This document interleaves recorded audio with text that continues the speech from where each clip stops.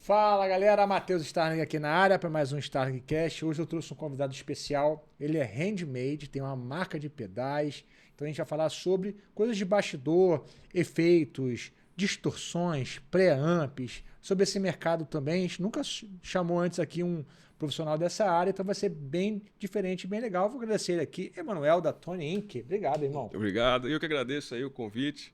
Muito bacana a oportunidade. Tenho acompanhado o canal, o Torquato, Duda. O Lucial não vi ainda, mas em breve vou assistir também. Parabéns aí pela iniciativa. Tá, tamo junto aí, galera. Então fiquem ligados, tá? Que vai ter muita coisa bacana. Vou agradecer antes aqui, ó, GMC Academy, que é a nossa patrocinadora oficial aqui do programa, uma faculdade de indústria criativa lá da Austrália, onde você pode estudar performance, qualquer instrumento, engenharia de som, música para game. Então tem várias áreas. Nós enviamos vários alunos para lá todos os anos. Não alunos também, mas eu até falei de um aluno especial chamado João Stipe. Por que eu estou falando dele especialmente? Porque ele foi ano passado, no final do ano, tem 5, 6 meses que ele está lá e já está super envolvido, fazendo trilha para filme, tocando com galera, gravando, enfim. Para quem quer trabalhar, se dedica, não falta oportunidade. Então vocês podem fazer uma faculdade em 3 anos, 2 anos e meio, já ter esse título de 3º grau, pode emendar e fazer um mestrado, lá você pode trabalhar e fazer faculdade ao mesmo tempo, pode parar para trabalhar, se capitalizar. Então tem muita oportunidade boa lá. Você poder estar inserido no mercado internacional com professores internacionais, equipamentos de primeira, alunos do mundo inteiro. Então, assim, é uma baita de uma oportunidade para quem quer viver esse sonho, aproveitar a oportunidade. Você só precisa do dinheiro para sair daqui, porque lá você pode se virar para pagar os outros semestres, tá bom? Então, aqui embaixo na descrição do vídeo tem o GMC Academy Brasil, que você pode falar em português. A galera te dá todas as informações, preços, qual o caminho para ir. Tá certo? Vamos começar aqui. A gente está regravando esse iniciozinho aí, galera, porque a gente teve um probleminha aqui. Então eu vou fazer a mesma pergunta, né? A gente vai falar de novo a mesma coisa. Eu conheci o Emanuel em 2016, mais ou menos. Ele foi estudar lá na Starling. Ficou um período pequeno lá. Ele acabou vendo que o lance dele era mais os bastidores dos pedais do que o couro comendo das escalas, foi isso? Enfim, a gente estava recomeçando aqui. Encontrei um amigo meu em São Paulo na Pedais e Efeitos Experience ano passado, e a gente estava lembrando, né, na época a gente tinha uma banda lá em Salvador, 2014, 2015, uma banda cover de Beatles, e ele falando, você sempre se interessou por equipamento e tal, sempre essa questão de timbre, e aí você caiu uma ficha, né, que realmente, né, ao longo dos anos, eu sempre me aprofundei mais no conhecimento dos equipamentos e das sonoridades do que na questão teórica, né, de leitura de partitura e formação de escala, intervalo, essas questões todas, né? E foi meio que um caminho natural, assim, né? A música foi uma coisa que foi sempre presente na minha vida, assim, como uma paixão, né? Comecei a tocar violão com 11 anos, comecei a tocar violão, mas eu sempre fazia aqueles rolos também, né? Trocava um violão aqui, uma guitarra ali, um pedalzinho, aquela coisa toda. Isso lá em Salvador? Sim, sim. E chegando no Rio, cheguei a fazer o curso de home studio com o Sérgio Zexo, né? Que foi muito bacana também. E fiz a aula lá com você, mas não aguentei o tranco não, pedi para sair. Mas é um curso muito bacana e eu vejo todo mundo que dá continuidade evolui bastante em muito pouco tempo, né? A gente tem essa pegada, até apareceu aqui, que é bem profissionalizante mesmo, né? É claro que tem alunos que não são profissionais, não querem ser, mas a Starling nasceu com essa proposta mesmo. Mas enfim, cara, nessa época aí, acho que 2015, 2016, você já estava também trabalhando lá com o Marcelo, é isso? Foi uma coisa interessante, né? Que eu estava trabalhando na Copa do Mundo, aí juntei um dinheirinho e tal, e aí cheguei para ele e falei, tá com esse dinheiro aqui, não sei o que, na época eu achava que era muito dinheiro, né? Uns 5 mil reais. Aí ele falou, cara, eu precisava de alguém aqui mais para gerir aqui e tudo mais, né? 5 mil reais eu vou no banco e passo o cartão e pego. E foi assim que começou, né? Então você, para quem não sabe, é o Marcelo Coelho qual é a marca dele? Da Guitartech, né? Guitartech. E aí lá eu fiquei uns 2 anos mais ou menos, né? Aprendi bastante lá, fiz muito contato, né? Conheci bastante gente. E depois eu resolvi ficar um tempo fora do mercado, né? Fiquei um ano, né, trabalhando numa fábrica de alumínio, né, da parte administrativa e financeira. E nesses vários cursos, né, de gestão, empreendedorismo e tal, o chamado para a música foi mais forte, né? Então resolvi voltar devagarzinho para o mercado, né? Mas nunca tive uma ambição financeira, né? Porque quem é do meio sabe que você não tem como esperar grande coisa assim, né? Profissionalmente, financeiramente, né? Que é um mercado muito concorrido, né? Muito difícil. Fui voltando aos poucos, mas por afinidade, né? A história, na verdade, do primeiro equipamento que você fez, assim, na verdade, foi o Grenade, né? Você falou, Isso. né? O Explica aí Grenade como que foi. foi uma potência, né? Eu conversava muito com o Rafael Nardelli, da N2 Áudio, e falava muito para ele essa questão de amplificador miniatura, etc. E aí, um belo dia, ele falou, cara, tem essa plaquinha aqui e tal, que você consegue ter um volume forte, você consegue ter bastante potência e ela é bem prática e tal, e você sempre vem falando disso, acho que você vai gostar e tal. Na época eu tocava num grupo de música infantil, né? Tinha comprado um equipamento estrangeiro, fiquei uns meses sem usar, quando usei ele quebrou, né? Aí veio a necessidade, né? Fiz um para mim, fizemos os testes, foi super legal e tal, funcionou bastante, funcionou bem legal. E aí eu fiz uma amostra para mandar, uma pro Vlad Boas, né, e outra pro Ozielzinho, né. Aí tava lá no meio das férias em Salvador, quando vi já tinha vídeo review na internet. Eles já tinham lançado o produto antes de mim. Mas você já tinha uma capinha já, ou você fez meio que Quando ele saiu, ele já saiu, o protótipo ficava com a gente lá, né? Ele já saiu já numa embalagem direitinho. Então, quando você com mandou pro logo, Zelzinho, com você marca. já enviou com Sim, sim, foi a primeira versão, né? Que era branca, né? Tinha uma granadinha desenhada e tudo mais. E o pessoal, na época, não tinha tanta variedade assim no Brasil, né? O pessoal ficou bem impressionado por essa questão do tamanho, essa coisa toda, né? E foi o que alavancou a marca, assim, né? A gente conseguiu ter um reconhecimento bacana bem rápido, assim, né? Mas nessa época você já estava em tempo integral trabalhando com isso, ou você ainda estava no outro trabalho? Não, cara, fiquei uns 3 anos aí nesse Laika, né?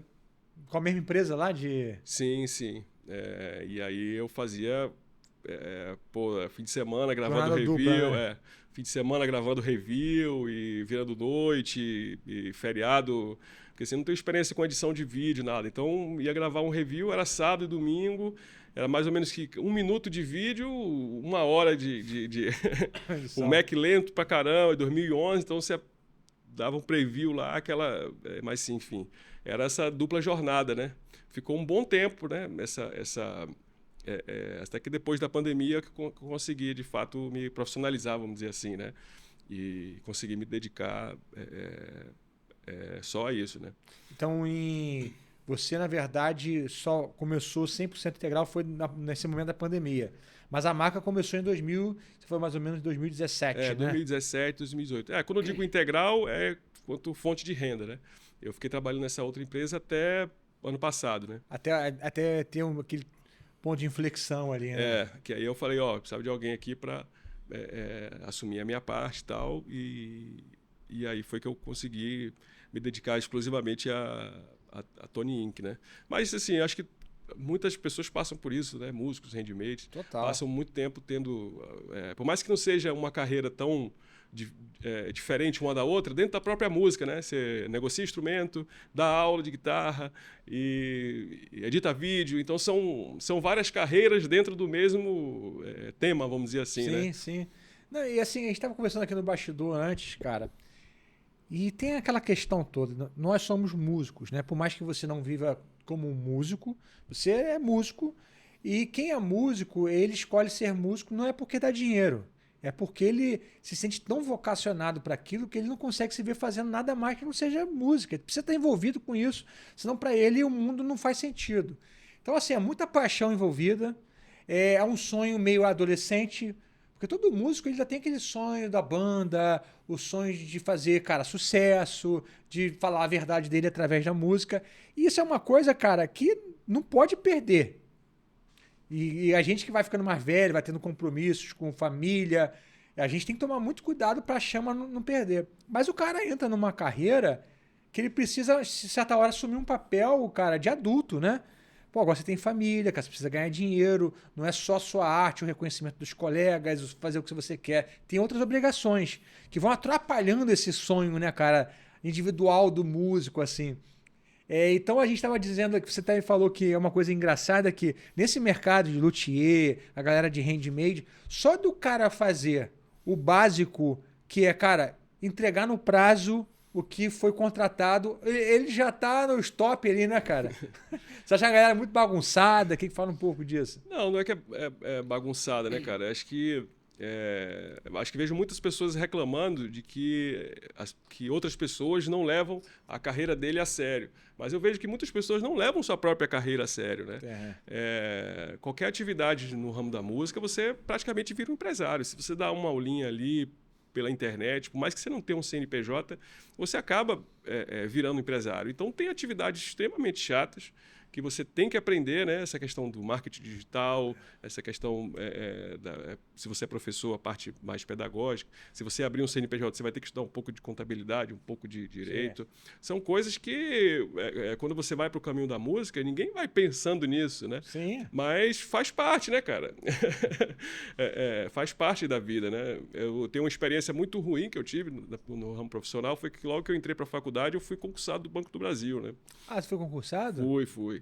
E essa experiência que foi muito ruim, mas ao mesmo tempo foi maravilhosa, porque toda vez que eu tô com preguiça de fazer alguma coisa, que eu acho alguma coisa difícil nesse ramo, né? Eu penso, cara, se isso aqui der errado, eu vou ter que voltar para alguma coisa igual ou pior. E você achou muito... você achou a iniciativa pública muito lenta, foi isso? Cara, não é isso.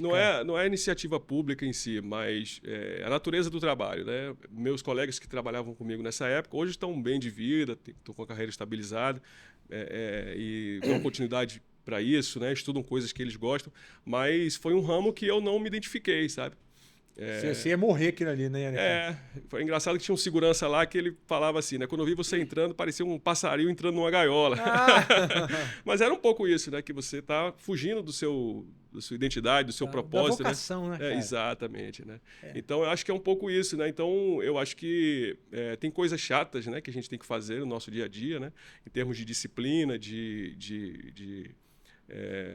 trabalho braçal mesmo, né? Que não tem absolutamente nada a ver com o nosso ramo, mas que não tem como a gente fugir, né, cara? E quanto mais a gente foge, mais a gente prejudica essa caminhada, né? Então é chato aprender marketing digital, é chato, mas faz parte. É isso ou voltar para o banco.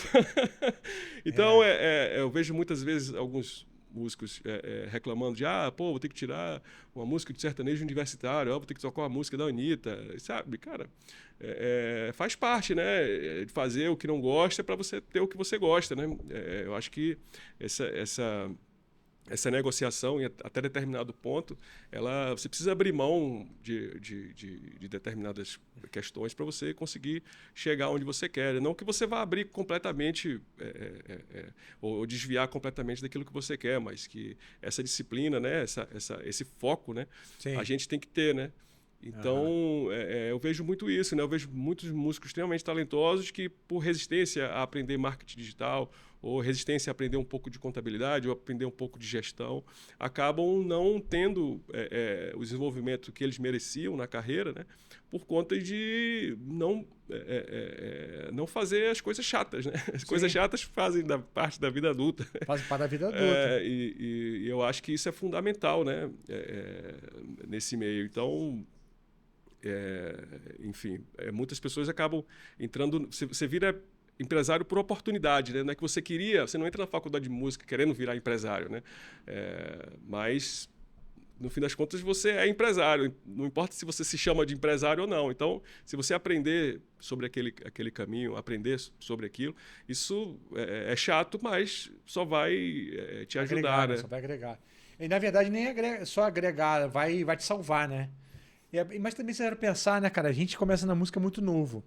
E quando a gente começa na música, a gente não tá trabalhando, a gente não tem a jornada dupla, né? Tipo, tem que trabalhar, tem que tocar o instrumento. Você vai, volta da escola, e pelo menos pra mim foi assim, né? Eu tinha 11 anos, pô, eu não trabalhava com 11 anos. Eu ficava 4, 5 horas tocando. Com 12 anos era a mesma coisa, com 13, com 14. Com 16 anos eu comecei a ganhar meus primeiros cachê, 100% da grana era minha, né? Ah, eu ganhei R$ 200, é R$ 200 meu. Compro o que eu quiser. Daqui a pouco você começa. Agora eu vivo da música, saí de casa, tenho meu aluguel. Daqui a pouco entra. Você fala assim, pô, meu, mas eu pensei que eu ia continuar vivendo a vida dos 15, 16 anos, né? E não é isso. Gente, que coisa estranha, né? É o tal do vou comer em casa que é de graça, né? Mas alguém paga, né? Alguém paga. Eu acho que acho que a geração aí que hoje tem na faixa dos 30, 40 anos, né, a gente foi educado a ter gosto, né, e seguir nossas vocações que não necessariamente tem a capacidade produtiva, né, de trazer aquele dinheiro que a gente precisa para manter esses prazeres e esses gostos, né? Um deles é a música, algumas pessoas é a culinária, outras pessoas é a viagem, né? Então, muita gente falava, vai tocar um instrumento, vai aprender a cantar, vai rebolar essa bunda aí que você vai ficar rico. Mas a gente vê que não é bem assim, né? Qual a sua idade? Eu tenho 34. Pô, você é bem mais novo que eu, cara. Eu vou fazer 44 agora. Mas eu sou de uma geração que eu comecei. A minha geração olhava para as bandas e via um sucesso nas bandas. Tipo assim, pô, dá pra viver de banda, pô. Ok, Skid Row, Guns N' Roses, é claro, a gente botava o sonho lá em cima, né? Mas a minha mãe, ela não olhava, na cabeça dela não existia isso. Ela olhava pro lado, quem vive de música? Ninguém, pô. Não tinha músicos profissionais na cidade da minha mãe, é uma coisa rara de acontecer. Quanto mais a música popular, né? Que é coisa recente, pô. Há quanto tempo tem guitarra? 100 anos. Então você talvez já tenha até pegado um pouco mais. 10 anos, não sei se é tão diferente assim, mas minha mãe não me incentivou. Pô, vai com o teu sonho aí, cara, vai com tudo. Ela me incentivou, não vai ter como segurar mesmo, bicho. Vai, é isso aí, vai, entendeu? Eu tive sorte de fazer parte de uma família que minha mãe, por ter tido filho cedo, ela sempre trabalhou muito e teve que abrir um pouco mão desse lado lúdico, né? Então ela já era o contrário, eu falei, mãe, eu quero fazer concurso do Banco do Brasil. Ela falou, meu filho, não faça isso. É mesmo? Ela foi o contrário. Então, Nossa. na época que eu estava fazendo concurso do banco, eu cheguei a fazer um semestre, né, de produção musical lá no conservatório, né? Mas, enfim, acabei passando mais um tempo aí nessa carreira careta. Você ficou quanto tempo no Banco do Brasil? Cara, eu fiquei 1 ano, cara. Cara, você estudou pro concurso, ficou um tempão, mas eu foi passei, bom, né? entrei logo. Qual era o cargo lá? O nome do cargo? Escriturário, né? O primeiro, todo mundo entra igual, né? Tá. Quando eu falei que ia me demitir, minha gerente ficou doida, queria me promover, não sei o quê. Mas aí meus amigos perguntavam, né? Meus tios, cara, você é maluco? Você vai sair do banco? Por que você vai sair do banco? Eu falei, cara, eu vou sair antes que eu perca a coragem, né, cara?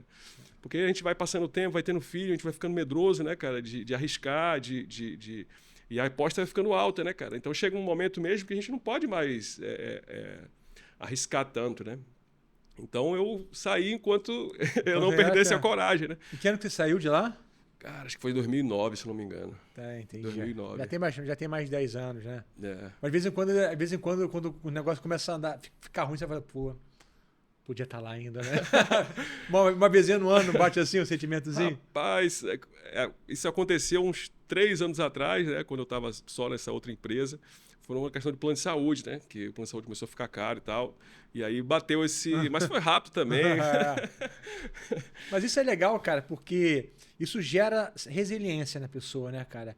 Quando a pessoa ela tem muitas facilidades na vida, não passa por nenhuma dificuldade, ela tem uma tendência de desistir mais rápido. Você sempre pensa, pô, cara, eu vou enfrentar isso aqui porque é melhor do que voltar para lá. Voltar para um lugar que para você sabe que não é onde você quer estar. Então, assim, tem gente que é muito fácil desistir porque ela sabe, cara, qualquer coisa eu volto para casa dos meus pais. Assim, cada um tem uma realidade, né? Assim, graças a Deus, eu sempre tive uma situação familiar bem favorável do ponto de vista financeiro e tal. Então, eu podia me dar o direito de fazer essas maluquices, né? De me demitir do banco e não sei o que e tal. Mas, ao mesmo tempo, eu estava sempre me virando. Então, eu trabalhei de motorista, de garçom, sabe? Eu fui me virando até na época que eu estava na Guitartec mesmo, eu trabalhei de motorista lá na Olimpíada e tal, porque aquilo não era o suficiente e eu me virava, sacou? Então, eu acho que essa parte do profissionalismo, né, vem um pouco dessa coisa, né, de você correr atrás e querer fazer dar certo e honrar com a palavra com o outro, mas honrar de cabo a rabo, né? Não é honrar quando é conveniente, né? Honrar, inclusive, quando quando vai te gerar prejuízo, né? Sim. Então, eu acho que essa parte do profissionalismo é fundamental, assim, né? E então, voltando numa coisa que a gente começou a falar ali, cara. Você vê muita gente, então, nesse ramo que às vezes é um luthier competente, o cara pô, faz algumas coisas interessantes, ou um cara handmade, mas ele se embola, às vezes, num prazo. Você estava falando que, às vezes, um cara vai fazer a encomenda do amplificador com um cara. Às vezes o cara demora 1 ano para entregar um amplificador, e nem você falou do questionamento. Pô, meu irmão, faz sentido o cara demorar 1 ano do amplificador que ele prometeu que entregaria em 2, 3 meses. Sim, sim. Cara, é complicado, assim, cada um tem uma forma de trabalhar. Não, mas eu tô dizendo quando o cara promete entregar 2, 3 meses, né? Sim, sim. Se o cara fala, ó, cara, não tem prazo, ou é 1 ano, tudo bem. Cara, tem muita gente enrolada e, graças a Deus, os que não são estão nos salvando aí, né? Sim. E são as pessoas que acabam se destacando, né? As pessoas que cumprem os prazos, que correm atrás, a gente já conhece, né? Você sabe que pode contar, né? Você tem bons luthiers aí, né? Music Maker, você tem o Lovato aqui no Rio, enfim, tem diversas outras marcas, né? Zaganin, enfim, diversas. Music, tem o Ivan, né? Hoje em dia deu uma estabilizada algumas marcas dessa galera de luthier que sobreviveram ao longo dos tempos. Mas eu lembro, cara, isso aí tinha até o Cifra Clube na época, tinha um fórum lá. Pô, já deve ter uns 10 anos, cara. Um cara de São Paulo, eu realmente não lembro o nome, cara, da marca dele. Acabou, né? Pô, mas a gente tá fazendo as guitarras lindas, cara, lindas. E o pessoal começou a encomendar pra caramba. Rapaz, o cara começou a perder prazo, daqui a pouco o cara chutou o bloco, quebrou a empresa, não entregou mais nada, sumiu. Eu falei, caraca, bicho, negócio esquisito, né? Quando o cara dá certo, tá todo mundo focado no instrumento do cara, quer comprar, o cara consegue se embolar da maneira ali. Tem um ditado aí no meio do empresarial que existem 2 problemas, né? Você não vender e você vender demais. E isso é complicado porque é muito difícil ter essa maturidade empresarial para você saber quando botar o pé no freio, quando dizer não, quando não aceitar. Tem muitas marcas lá fora que elas botam você numa lista de espera, mas você não paga nada. Então, se o cara tiver qualquer erro de administração ou de cumprimento de prazo, você não tem absolutamente prejuízo nenhum, né? Aí na Logman é assim, né? Acredito que sim. Eu comprei meu pedalzinho e tive que esperar lá. 1 ano, eu tinha até esquecido o cara. Você chegou a hora, eu falei, chegou a minha hora, vou comprar. Então, por exemplo, quando comecei, existe uma forma de você administrar a questão do fluxo de pagamento, que é você fazer compras a prazo, 30, 60, 90 dias. Cada fornecedor trabalha de uma forma.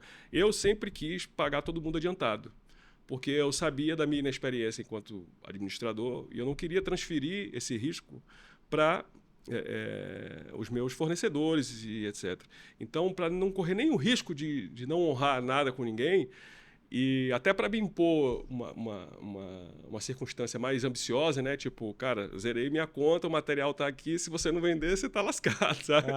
Então, você, ao mesmo tempo, você honra com todo mundo e não expõe ninguém, né? A qualquer erro que você possa ter na sua forma de trabalhar.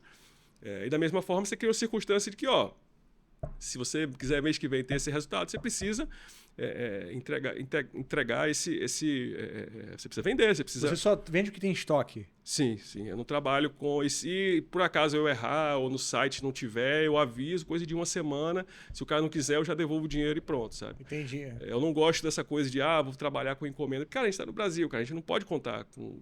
Por mais que os fornecedores sejam... cumpra com a palavra e tal, o Brasil é muito inconstante em termos de entrega, em termos de fornecimento. Vou dar só um exemplo, né? Há um tempo atrás a gente fabricava com aquelas caixas Hammond, né? E chegou um dentista lá, só tinha um fornecedor brabo aqui, né? Aí chegou um dentista lá nesse cara e comprou 400 caixas Hammond. Resultado, nenhum handmade tinha mais caixa Hammond no Brasil para trabalhar. Os caras tinham as caixas Hammond que eles tinham estoque. Então, a partir daí, eu comecei a ficar meio cabreiro, né, em relação à questão de fornecimento de material. A dependência, né? Exato. Porque isso é num meio extremamente específico, cara. Pedal de guitarra é uma coisa muito específica. É um botãozinho que é feito só para aquilo. sabe? São coisas muito nichadas, né? Então, se você não tem aquilo, você não consegue fazer, né? Um pedal leva 80 componentes. Tem componentes, alguns componentes que você consegue substituir, mas tem outros que não. Imagina, você comprou tudo, tem os 80, aí falta um, você não entrega, não cumpre com sua palavra com aquilo, fica feio, né? Não, e na pandemia eu até entendo, porque realmente teve um problema mais complexo, né? Ali você teve problema de entrega, alguma coisa? Cara, eu comecei a ter com a questão das fontes, né? As pessoas, dos fornecedores não ter a fonte, porque como é uma potência, ele precisava de uma fonte específica, um pouco mais forte e tal. E Que você como já vende com a fonte. Exato, a gente vendia com a fonte, né? A gente parou de vender as potências. E começou a oscilar, né? O fornecedor uma hora tinha, aí chegava um carregamento novo, era uma fonte de outra marca que você não tinha testado ainda, então tinha que passar por aquele reteste e tal, e aí às vezes tinha que fazer recall, aquela coisa toda. Então a pandemia foi complicada por conta disso, porque muitos nichos de trabalho você consegue fazer facilmente essa substituição, né? Mas o áudio já é complicado, já tem ruído, já tem outras questões envolvidas, né? Não, cara, olha só, botando a realidade aqui. A minha esposa comprou um carro no ano passado, no início do ano, né? Tava no auge do problema aí. Pô, demorou quase um ano pro carro chegar, por causa de peça. Já tinha dado uma entrada ali. Tanto que foi uma coisa engraçada, porque ela comprou um carro, deu uma entrada, assinou um contrato, uma entrada de R$ 3.000. E de um valor, né? No final do ano, quando o carro chegou, o carro estava valendo R$ 40.000 a mais já. Ah, ela teve que pagar essa Não diferença? teve. Não. Ah, tá. Contrato. Sorte Mas dela. os caras assumiram e queriam travar. Minha esposa brigou pra caramba. Ela falou: meu amigo, eu vou tirar o carro do jeito que vocês prometeram. Mas vai ser uma marca grande, pô, Jeep. Sim. Se os caras passam por isso, né? O que dizer de alguém que tem o poder. Você vê, o carro já é uma coisa que todo mundo tem, né? Não todo mundo tem, mas assim, é um bem de consumo muito mais comum, né? Que você consegue uma substituição muito mais fácil. Cara, pedal da marca X é uma coisa extremamente específica. Então, se os Estados Unidos, a Inglaterra passou por isso, em que dirá a gente aqui no Brasil que a gente está preso a alguns fornecedores específicos, né? Então, minha visão, cara, é sempre essa, né? De não transferir os riscos da minha atividade para terceiros, né? Seja alguém que presta algum serviço, seja alguém que vende algum material, essa coisa toda. E isso foi uma coisa que me ajudou primeiro a ter confiança, né, dessas pessoas que trabalham, ou seja, um dia que eu eventualmente vier a precisar, ele sabe que ele pode contar comigo, né? Sim. E também me criou um ambiente que eu precisava entregar mais se eu quisesse manter, porque as pessoas parcelam as coisas porque ela compra o material, é tempo dela fabricar, é o tempo dela vender, etc e tal. Então, me colocou numa situação que eu tinha que correr atrás para poder entregar um resultado melhor, né? Por exemplo, você vende para o cliente tem um prazo para devolver. Se ele quiser, ele pode devolver. Então, se ele devolver, eu tenho que entregar qualidade para ele. Se eu não entregar qualidade para ele vai devolver, aquele dinheiro vai me faltar, e etc. E vai criando aquela bola de neve, sabe? Sim. Então, essa visão, né? Do cara saber que ele pode contar, né? Tanto o fornecedor quanto o cliente, né? Então, vamos lá, cara. Você começou com um mini amplificador, né, que você falou, né, que foi o Grenade, foi a porta de entrada. Você ainda ali em 2017, né, tinha um outro emprego, estava levando a Tony Inc. em paralelo, jornada dupla. Qual foi, então, o teu segundo pedal? O segundo foi o CSS, que é um complemento ao Grenade, né? Cara, como eu já falei, vou falar de novo, bicho, olha só isso aqui, galera.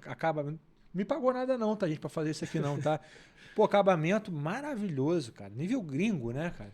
Bonito, cada detalhe, a estética bonita, a escolha das cores, os botões, a qualidade é sólido, né? Bem robusto, não é nada frouxinho. Pô, a maneira como é finalizado, cara. Em termos de design, eu ainda não testei, tá, cara? Mas, pô, parabéns mesmo, assim, que o produto é maravilhoso. Parece um pedal nível... É um pedal de nível internacional, cara. Mas fala aí. Bom, obrigado, fico contente. O Gambit também, pô, olha só, cara. A ideia do CSS, né, esteticamente, seria ele parecer como se fosse um mini cabeçote mesmo, né? Você vê que ele tem a silhueta aqui, né? Como se fosse a faceplate do amp e tal. A logo bem no meio e tal. Explica aí, cara, o que é isso aqui então? Vamos lá, pra galera entender. Gente, tem aqui as entradas, né, ó. P2, P10, né? São 3, não é isso? Ele tem uma entrada e 3 saídas, né? Ah, tá. Você entra com o sinal da guitarra aqui, né? O sinal vindo de algum pedal. Ele passa pelo pré. Essa chavinha você desliga ou liga o pré. Ok. E você tem uma saída aqui só com o pré, né? Se você quiser ligar numa potência, se você quiser ligar num impulse response, alguma coisa assim. E você tem 2 saídas simuladas, né? Uma que você pode ligar direto para a mesa, ou uma outra se você quiser ligar num DI, enfim. Você pode usar todas as saídas ao mesmo tempo se quiser, né? Uma Se o pode cara quiser monitorar. usar com um amplificador, o que vai acontecer?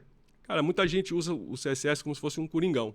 Você chega na estrada, você pega um amp que você não conhece, mas o amp tem uma potência, um falante, você liga a saída pré-out já no return, que você vai ter um ambiente conhecido, vamos dizer assim, né? Você vai ter ok. se você tiver um amp melhor, valvuladão, etc., você vai fundo, né? Mas se não, você pode usar ele como esse Aí eu só usaria o falante do falante e a amplificador. potência. Entendi. Então vamos lá, vamos pro Gambit aqui. Não, primeiro, depois a gente chega nele. Então esse aqui foi o segundo cara, né? Foi, Exato. vamos botar, que tá até hoje aí, né? O CSS é o campeão, né, cara? E já tinha essa fisionomia toda dele aqui assim? Cara, a diferença é que a caixa era branca com essa faceplate preta, né? E por que vocês mudaram? Achou mais bonito? Honestamente, eu não lembro não, mas eu acredito que sim, né? Acho que o preto tem uma aceitação melhor, né? Ah, tá, entendi. Tanto que hoje ninguém mais pede o branco. Então, acho que provavelmente foi isso, mas, cara, eu já nem lembro mais, honestamente. Aí depois desse foi qual? Eu acho que foi o CPH, que era o pré do CSS com a potência do Grenade, e veio também o Red Britton, né? Aqui, O Red Britton, esse esse camarada camarada aqui. aí que tá na camisa. Que é basicamente, né, só pra falar, a Tony Inc. é basicamente preamp e drives. E drives, né? Exatamente. Booster, né? Exato. Então, o terceirão ali foi o Red Britton. Veio o Red Britton. O Red Britton é uma distorção na onda Marshall, né? Um timbre mais pesado. Tem botão pra caramba, né? Tem. Cara, a gente tem a filosofia de voltada para o mercado nacional, né, cara? Como todo mundo tem que se virar, tem que ter 3 empregos, etc. Então, nossos pedais também têm muitos empregos. São multifunção, eles fazem jornada dupla. Então, você falou que basicamente tudo que vocês já fazem pro pedal entregar várias possibilidades pra galera, né? Tem uma versatilidade. Então, sempre que eu vou lançar algo em determinada linha, eu vejo qual é o projeto que eu entendo que está mais longevo naquela área e tento extrair ao máximo, né, entregar outras possibilidades dentro daquele conceito, né? Então, eu queria um pedal no conceito marcha. Então, peguei um pedal que eu entendia que era o pedal que que tinha maior aceitação. Daí eu fui fazendo as modificações e o ajuste até chegar naquele resultado, né? Assim, meus pedais são como se eu fosse tudo signature meu. Eu não sou técnico de eletrônica, né? Então eu não soldo, nada disso, né? Eu fui aprendendo eletrônica ao longo do tempo e tem 3 pessoas que trabalham comigo, 2 na parte de montagem, né? O André e o Nock, e agora o Kleber, né? Que é o nosso consultor técnico, né? Não, eu quero chegar nessa hora, eu quero falar especificamente de como você escolhe os timbres, né? A pesquisa e tudo mais. Então vamos matar essa parte então dos produtos. Aí depois do Red Britton veio o Cold Shot. Cold Shot, depois o... Depois do Cold Shot, acho que foi o Raven mesmo, né? Foi o nosso Distortion. Qual que você vende mais? É o... Cara, assim, estão bem na frente, assim, né? Eles ficam revezando no pod ali o CSS, o Red Britton e o Cold Shot. Entendi. Hoje é o CSS, em segundo o Red Britton, e agora o Cold Shot está dividindo ali com o Rotem, o Raven, eles ficam ali se... Sim. O último foi o Gambit? O lançamento mais recente é o Line Pumper, que é um amp de fone, que serve também como booster, como buffer, que eu lancei na feiras da Pedais e Efeitos, que eles fazem exposição, né, de vários fabricantes. Aí o Léo falou, tô precisando de um amp de fone, você tem alguma coisa aí? Eu falei, cara, vou correr e vou entregar, né? E mais uma vez, como tinha que ter, como faz parte da filosofia da marca, né, entregar várias possibilidades, né? Ele tem multifunção, né? Ele serve como booster, serve como buffer, serve como DI e amp de fone também, né? Ele não é só amp de fone. Amp de fone é mais uma função dele, né? Então vamos lá, cara. Por que você resolveu fazer esse produto aqui? Qual era a necessidade que você estava vendo da galera para começar a fazer isso? Eu estava estava tocando nesse grupo de música infantil, né? Que tinha que... Pô, cheguei a fazer gravação lá no Canal Brasil e outros lugares, tocando no Sesc, essa coisa toda. E eu tinha, apesar de não fazer muitos shows, eu tinha um pouco essa demanda de arrumar e desarrumar, arrumar e desarrumar. E eu vi que cada vez mais as pessoas estavam tocando em linha e tinha essa questão do não poder confiar no equipamento do local, né? Então, uma vez, por exemplo, eu tive que tocar num Sesc que a caixa era aquelas caixas de anúncio de farmácia, sabe? Sei, que sei. brilha, que dá cambalhota, aquela coisa toda. Então, eu liguei a Fractal naquilo ali, né? Então, o CSS veio um pouco disso, né? De você ter um controle maior, né? Do seu timbre e você se garantir um pouco. Obviamente que ele não entrega as mesmas possibilidades de um Kemper da vida, um Quad Cortex, agora um Tony X, né? Mas ele oferece um timbre bem bacana, compatível com o preço que ele entrega, né? Um equipamento de R$600 comparado com um Kemper que custa hoje 14 mil, 20 mil, né? Então é um equipamento analógico que é confiável, né? E o cara pode ligar em linha direto também, né? Tipo... ele pode ou bypassar um pré que ele não curta, né? Usando o return, ou ele pode se garantir ligando na linha, né? Tá. E vamos lá, como que você escolhe então o drive? Porque basicamente você tem booster e drive, tem vários, né? Por que você escolhe? Qual que é o trabalho de pesquisa? Você tem um modelo, né, cara? A modelagem, normalmente isso é muito comum, né? A galera faz um clone do Tube Screamer, uma modificação, porque tem aqueles que se estabilizaram como os grandes, as referências. É por aí que você vai? Então, quando a gente começou a fazer os drives, eu optei por tentar fazer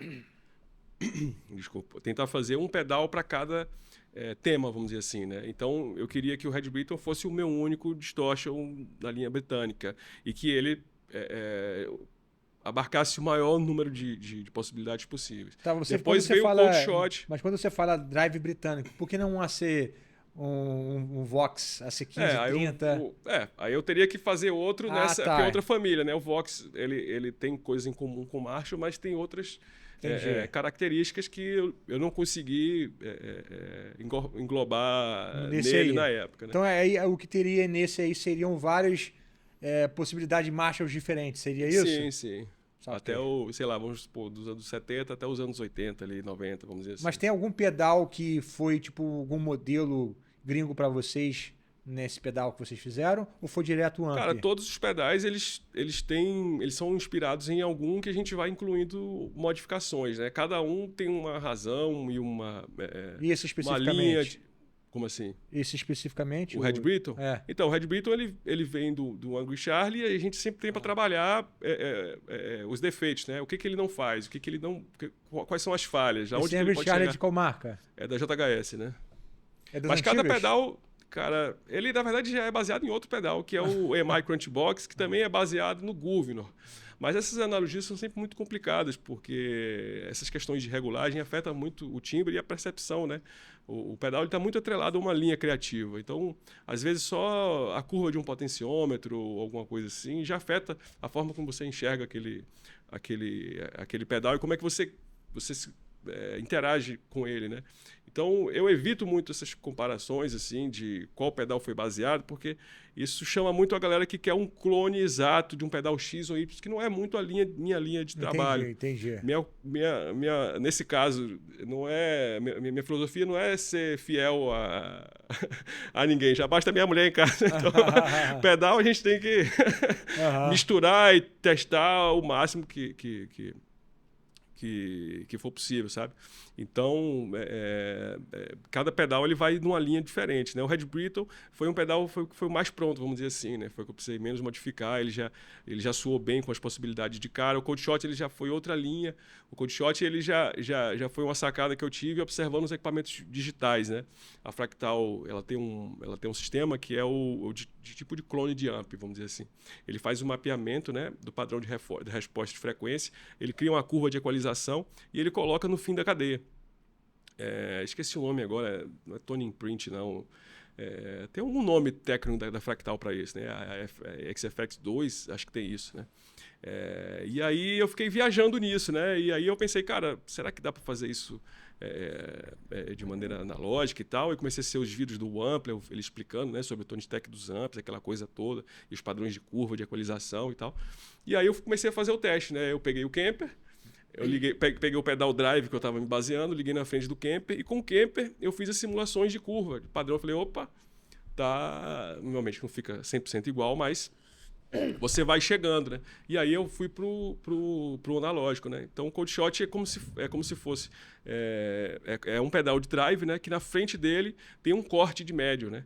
Que ele se inspira no corte de médio de algum amplificador clássico, né? O Marshall, o Dumble ou o Twin, né? Esse foi o conceito dele, vamos dizer assim, né?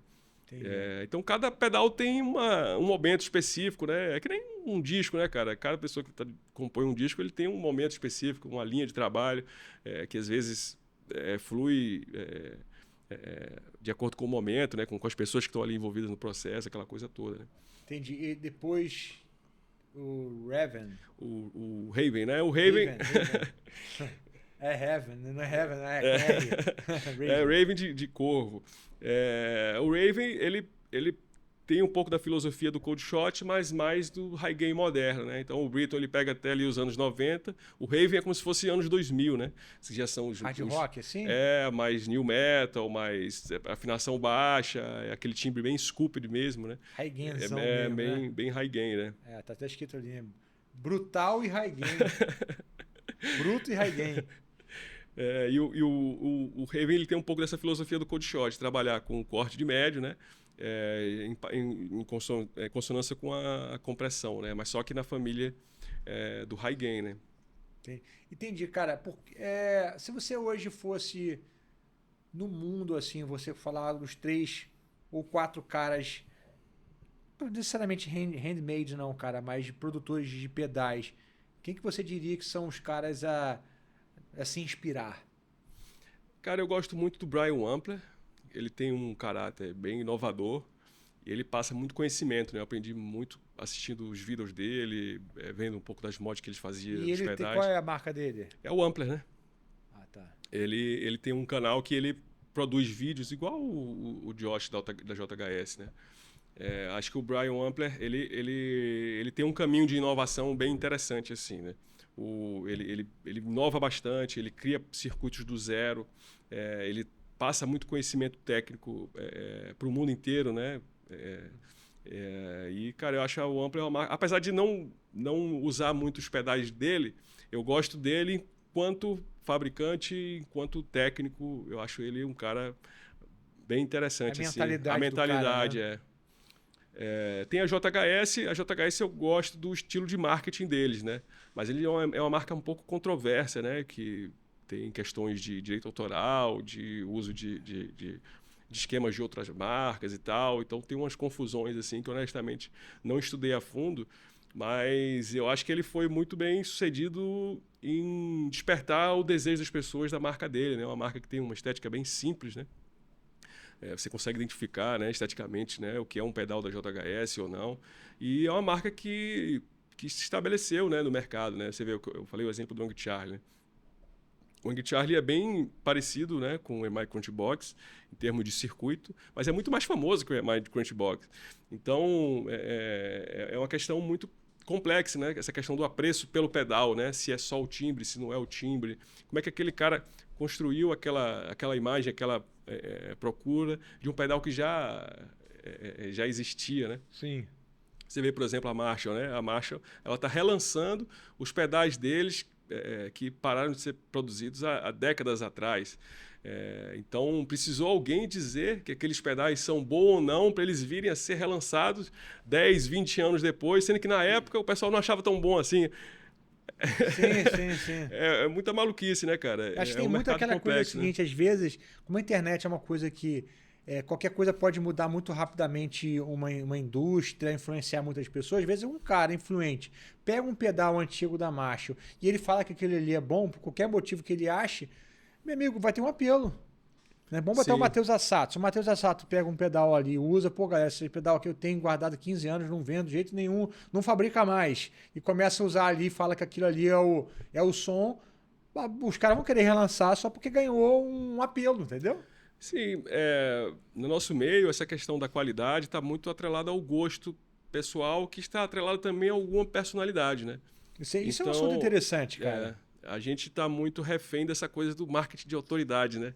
Que é uma coisa feia a se falar, mas que, no fim das contas, a gente quer o timbre do Andy Timmons, do Kiko Loureiro, do Eric Clapton, do Jimmy Page. Isso é um perigo, né? Né, cara? Eu quero um timbre do Andy Timmons. Qual o pedal do Andy Timmons? É esse aqui. Aí o cara compra, mas não tá saindo o Andy Timmons. Qual o problema, né? Essa semana eu gravei anteontem um vídeo com a Music Man Look usando o amp do Steve Lukather e com certeza eu não soei nem um pouco parecido com o Steve Lukather, né? Mas, assim, obviamente que a gente está permeado por essa questão afetiva, né? Das nossas referências, dos nossos ídolos e tudo mais, mas pensando do ponto de vista mais da gestão fria, vamos dizer assim, né? Tem um nome para isso, né? Que é o marketing de autoridade. Isso não foi inventado agora, né? Da mesma forma como que essa questão criativa, né, de desenvolvimento também já foi estudada pela Microsoft, e pelo Google, e pela IBM, e pela 3M, e por diversas outras empresas que já vieram antes. Obviamente que a gente evita, às vezes, ler tecnicamente sobre essas coisas para não perder essa questão do encanto, né, cara? Sim. Você falar que o Jimmy Page é seu ídolo e você falar que ele exerce marketing de autoridade sobre você, é uma questão, vamos dizer assim, né? É feio, né? Chato, né? Não, você tá falando isso, eu lembrei do Liciel aqui, cara. Que eu ri pra caraca, porque Liciel Franco, veja o episódio dele, foi muito divertido. Ele tava falando que se ele ouve um álbum, ele gosta pra caraca, e o cara fala pra ele, pô, esse aí foi Kemper. Ele fala, não quero ouvir mais. Ele fala, mas como assim? Ele, meu irmão, você pegar um prato, você comer um bife gostoso pra caraca, você fala assim, pô, que bife delicioso. Eu falar que eu passei no saco, você vai continuar achando que é delicioso? É mais ou menos isso, né? Você ouve um determinado som, se não é embalado com uma história maneira, às vezes o cara não compra, né, cara? Cara, a percepção ela está muito atrelada à subjetividade de cada um, né, cara? Assim como a história afetiva que a gente cria em torno daquilo, né? E aí vem aquela discussão da Matrix, o que veio antes, o que veio depois, etc. e tal. Você estava conversando sobre a questão do Steve Jobs, né? De criar o desejo, né? De saber o que o cara quer antes que o cara sabe o que quer, etc. Essa coisa toda. Mas o nosso meio está muito atrelado a isso, né? A gente fala de Apple, às vezes eu tenho a sensação de que as pessoas acham que quem faz um iPhone é um barbudo bebendo cerveja artesanal lá na Califórnia. Na verdade, é um produto industrializado que vem da China, sabe? Como diversos outros, né? Mas a forma de construir, né, e de criar afeta muito nossa percepção sobre as coisas e muito desse apreço pela arte passa por isso, né? De todo esse trabalho, né? De aprendizado, de desenvolvimento, todas essas histórias, né? Dos equipamentos que estão atrelados, etc. e tal. Isso é muito interessante, cara. Eu sou fascinado por esse assunto. Aquela marca de sorvete Häagen-Dazs, sabe qual é? Sei, eu inclusive trabalhei na Häagen-Dazs de garçom, Você sabe de onde é essa marca? Eu sei, mas eu vou dizer que não sei. Não. De onde é originária, você sabe, então? Sim, a Häagen-Dazs é uma marca da General Mills, que ela foi criada em laboratório de marketing, né? Nos Estados Unidos. Nos Estados Unidos, que eles foram... eles desenvolveram esse nome porque eles sabiam que os nomes de origem nórdica, né? Tinham essa aura apelo, né? de qualidade, etc. e tal. O leitinho da vaca holandesa, né? Então o pessoal, como a Häagen-Dazs, eles faziam, durante o treinamento da Häagen-Dazs, ele até faziam uma brincadeira lá, né? Que o cliente acha que foi o Monsieur Hagen com a senhora Dazs que tiveram um filho e que criaram... E na verdade não era nada disso, né? Foi uma experiência em laboratório de marketing, vamos dizer assim, né? Que é um sorvete excelente, né? A Häagen-Dazs, na minha opinião, é o melhor sorvete industrializado que tem é a Häagen-Dazs. Eles têm um controle de qualidade absurdo. Eu trabalhei na loja modelo deles lá, né? Na França. É uma loja que não tem objetivo de dar lucro. É uma loja que ela é feita para expor a marca, né? Então o sorvete chega lá, ele passa por 4, 5 freezers para ele ir fazendo a degradação da temperatura, até ele chegar na temperatura, que é a temperatura de servir. Se você é judeu e só come comida kosher, eles não servem o sorvete que é de todo mundo, né? Porque tem uma questão lá de alimentação, né? De exigência de leite, não sei o quê. Então os caras separam e só te serve o que vem. Então é uma empresa que tem um compromisso absurdo com qualidade. Mas um cara que é mais purista nessa questão do handmade, vamos dizer assim, né? Ele de repente não vê a Häagen-Dazs como um sorvete de verdade. Não, sim. Mas o que eu acho que o fato engraçado é que eles botaram esse nome para gerar uma percepção que não é verdadeira, porque é feito nos Estados Unidos, cara. Por que você não botou o nome americano? Sim. Outro fato curioso sobre essa questão da Häagen-Dazs, a Häagen-Dazs ela lançou um sorvete de pistache. Quando você pensa em sorvete de pistache, qual é a cor do sorvete? Verde. Verde. Mas a Häagen-Dazs ela não usa corante nem aditivo químico. Então, quando ela fazia lá o sorvete de pistache, qual é a cor que saía? Branca. Branca. Então, os caras botaram o sorvete na vitrine, o sorvete de pistache de verdade, e ninguém comprava, porque ninguém acreditava que o sorvete era de verdade, porque ninguém conhece sorvete de pistache de verdade. E aí? E foi um fiasco comercial. Mas eles têm pistache até hoje. Esse que estava lá não se vende mais. Não, o que eu mais gosto. Já provou? Pistache. Gostou? Pô, eu sorvete. É o verde sabor ou branco? pistache. Cara, eu acho que tá meio verdinho. Deve ter colocado o corantezinho ali, foi não? Mas esse era um case de insucesso que eles contavam lá, né? Ah, é? Mas tem no mercado aí, pô. Da Häagen-Dazs? Tem. Ah, vou procurar. Não é misturado com alguma coisa, não? Cara, eu gosto de pistache, é o meu sorvete preferido, mas eu não... Eu sou meio bolado com essa marca, porque é muito caro, né, bicho? Pô, Häagen-Dazs pode dar uma mordidinha lá, a mordida é R$5, pô. Aí quebra. Minha esposa, às vezes, quando compra pra fazer uma graça, eu já olho pra ela meio torto, pô. R$50 um negocinho assim, né? É caro mesmo. É caro mesmo. Mas enfim. Cara, então vamos voltar pros pedais, cara. Mas isso tudo eu acho um assunto muito interessante, porque às vezes a nossa percepção de gostar ou não gostar não é só baseado no resultado fiel do som. Tudo engloba a experiência, a lembrança. Eu tenho um livro da Analog Man. Você já viu esse livro que ele conta as histórias dos pedais? Não, ainda não. Até me emprestar. Pô, esse livro aí, cara, é maravilhoso. Ele conta a história de como surgiram vários efeitos, né? Uhum. Ele tá falando da história do Drive, que foi como que surgiu, você sabe? A história do Drive? Desculpa.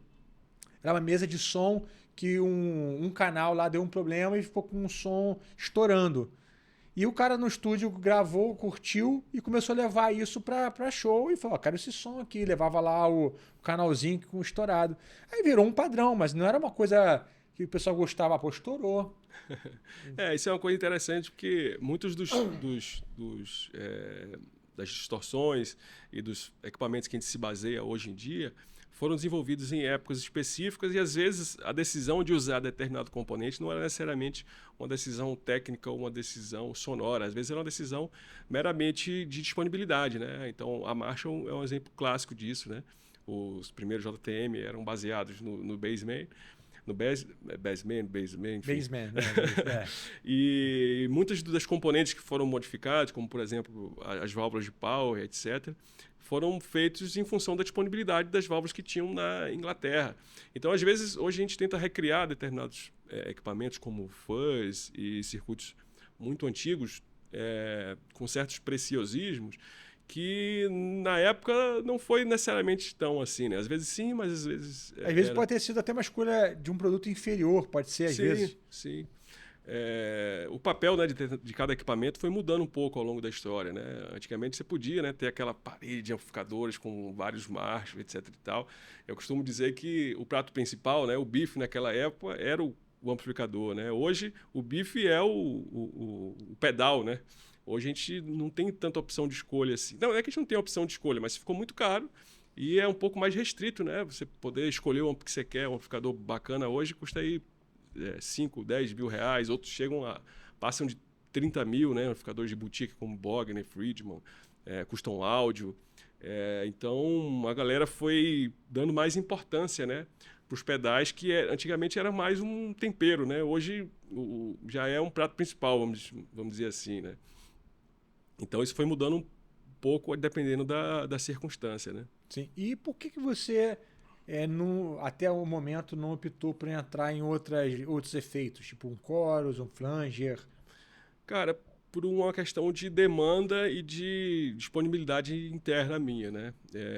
Pedais como chorus, flanger, delay, são pedais que têm uma demanda relativamente menor, ou se você quiser desenvolver, você vai ter que partir para o digital, né?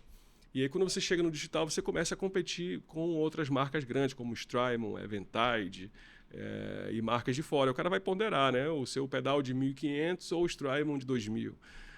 Esse é um risco que hoje eu não estou disposto a correr, né? Não é mas devagarzinho a gente vai tateando ali, testando e ver o que funciona. E tem uma questão também que cada marca ela se posiciona de uma forma, né? Então, teve marcas nacionais que elas foram bem na questão do reverb, por exemplo.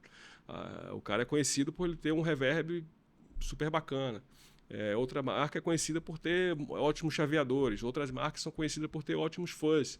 Eu, por exemplo, nunca apostaria todas as minhas fichas num fuzz. Mas você tem fuzz, não tem? Tenho fuzz. Qual que é o nome o Facebreaker. Eu vi alguém usando, não lembro quem foi. Pode ter sido Torquato, será? Cara, o Torquato ele fez um vídeo rápido, né? Quando ele recebeu o primeiro dele. Hoje o Beto do Baiana System usa no setup. E tem vídeos demonstrativos aí. O Lucas, lá de São Paulo, Lucas Bittencourt, né? O Ricardinho Marinho chegou a fazer vídeo. O Silas fez vídeo bacana também.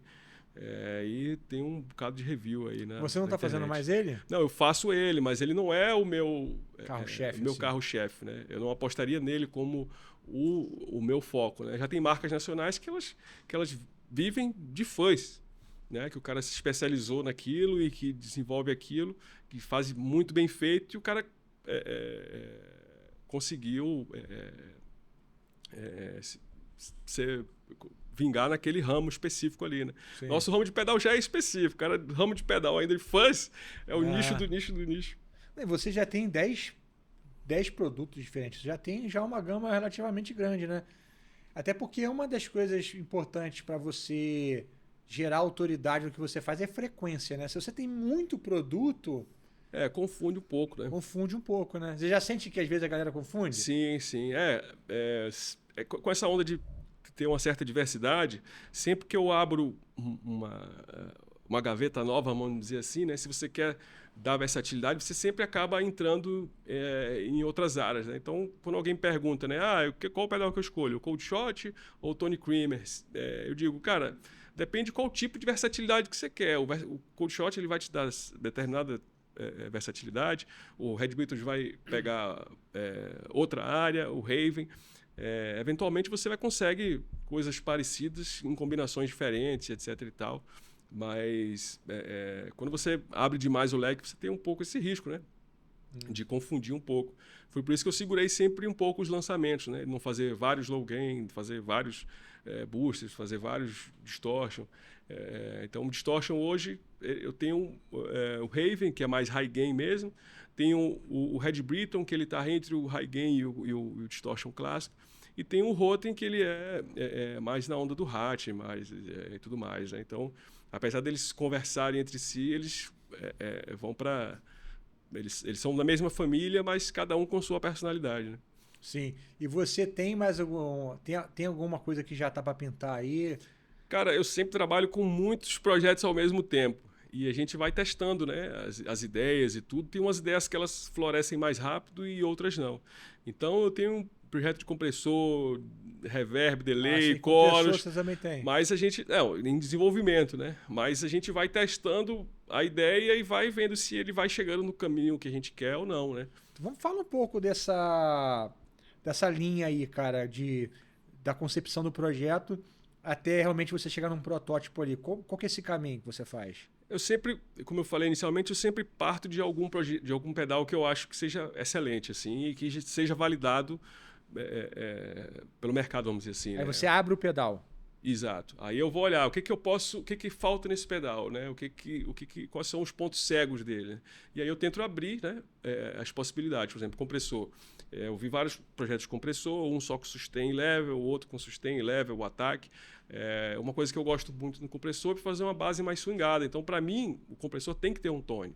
Então, até eu chegar com um compressor que tenha um controle de tonalidade que possibilite esse estilo, uma coisa mais groovada, tipo Nile Rodgers, não tão groovado assim, mas o tipo David Gilmour, né, com uma base definida, mas um solinho definido, mas aquela gordura, eu não vou lançar. Então, a gente tem aquelas referências. Mas beleza, vamos lá, vamos voltar aqui. Você pega um pedal de referência, isso. Você tem um som na cabeça, você tem o som do pedal ali, você já consegue identificar pontos fortes, você já sabe, porque é um pedal referência, mas os pontos fracos você identifica. Você abre o pedal para ver ali dentro quais são os componentes e tudo. É isso que você faz? Eu posso abrir o pedal ou posso me basear por um esquema que já tenha sido validado por outra pessoa, né? Não necessariamente... Você precisa abrir o pedal para ver. Não. Primeiro eu me baseio por algo que já existe e valido. Eu testo com o original, né? Para ver se está batendo o timbre, o controle, se está batendo tudo direitinho. Bateu, beleza. O que eu posso expandir de possibilidade a partir disso? Aí eu vou trabalhar, né? Esse potenciômetro aqui, a curva dele está legal? Eu estou sentindo diferença? Não estou? Eu mantenho esse controle, tiro esse controle? Porque pode ser isso. Às vezes tem um controle que eu acho que ele não atua tão bem. Eu transformo ele numa chave, 3 posições, só 3 timbres, em vez de ter aquele leque todo. Então eu acho que ele não é tão útil assim. Aí eu tiro ele e mantenho ele presetado, né? E aí a gente vai até chegar onde a gente acha interessante. Né? E você tem, então, um técnico que fica na operação ali do negócio e ele também dá uma opinião do que poderia trazer. Nessa parte de desenvolvimento, hoje tem 2 pessoas, né, que me ajudam, né? Tem o André e tem o Kleber, né? O Kleber mais nessa parte... o Kleber meio que fosse o engenheiro e o André meio que o arquiteto, né? Ele ajuda a parte da construção, mas ele me ajuda também na parte de fazer o layout, né? Aquilo tudo, então...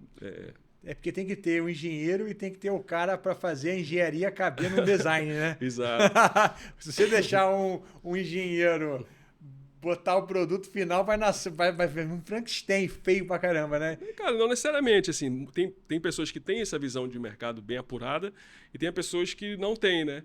Então esse é um projeto conjunto, né? Que a gente vai junto, cada um dá uma ideia e tal, mas assim, a palavra final é minha, né? Sim. Então eles estão bastante tempo comigo, então eles entendem mais ou menos a minha linha de trabalho, como é que eu gosto de trabalhar e tal, mas eles também trazem as ideias e o talento deles para incorporar aquilo. Mas assim, como eu não sou técnico, então eu estico sempre a corda, né? Sim. Então, coisas que eles não estavam acostumados a fazer, ou que eles faziam de outras formas, por conversar mais com os músicos, por acompanhar, né, do resultado final, né, se o cara gostou, se não gostou, o que deu certo, o que não deu, eu vou fazendo ali o que eu acho que vai ter uma aceitação maior, ou que o músico vai usar de maneira mais fácil, né?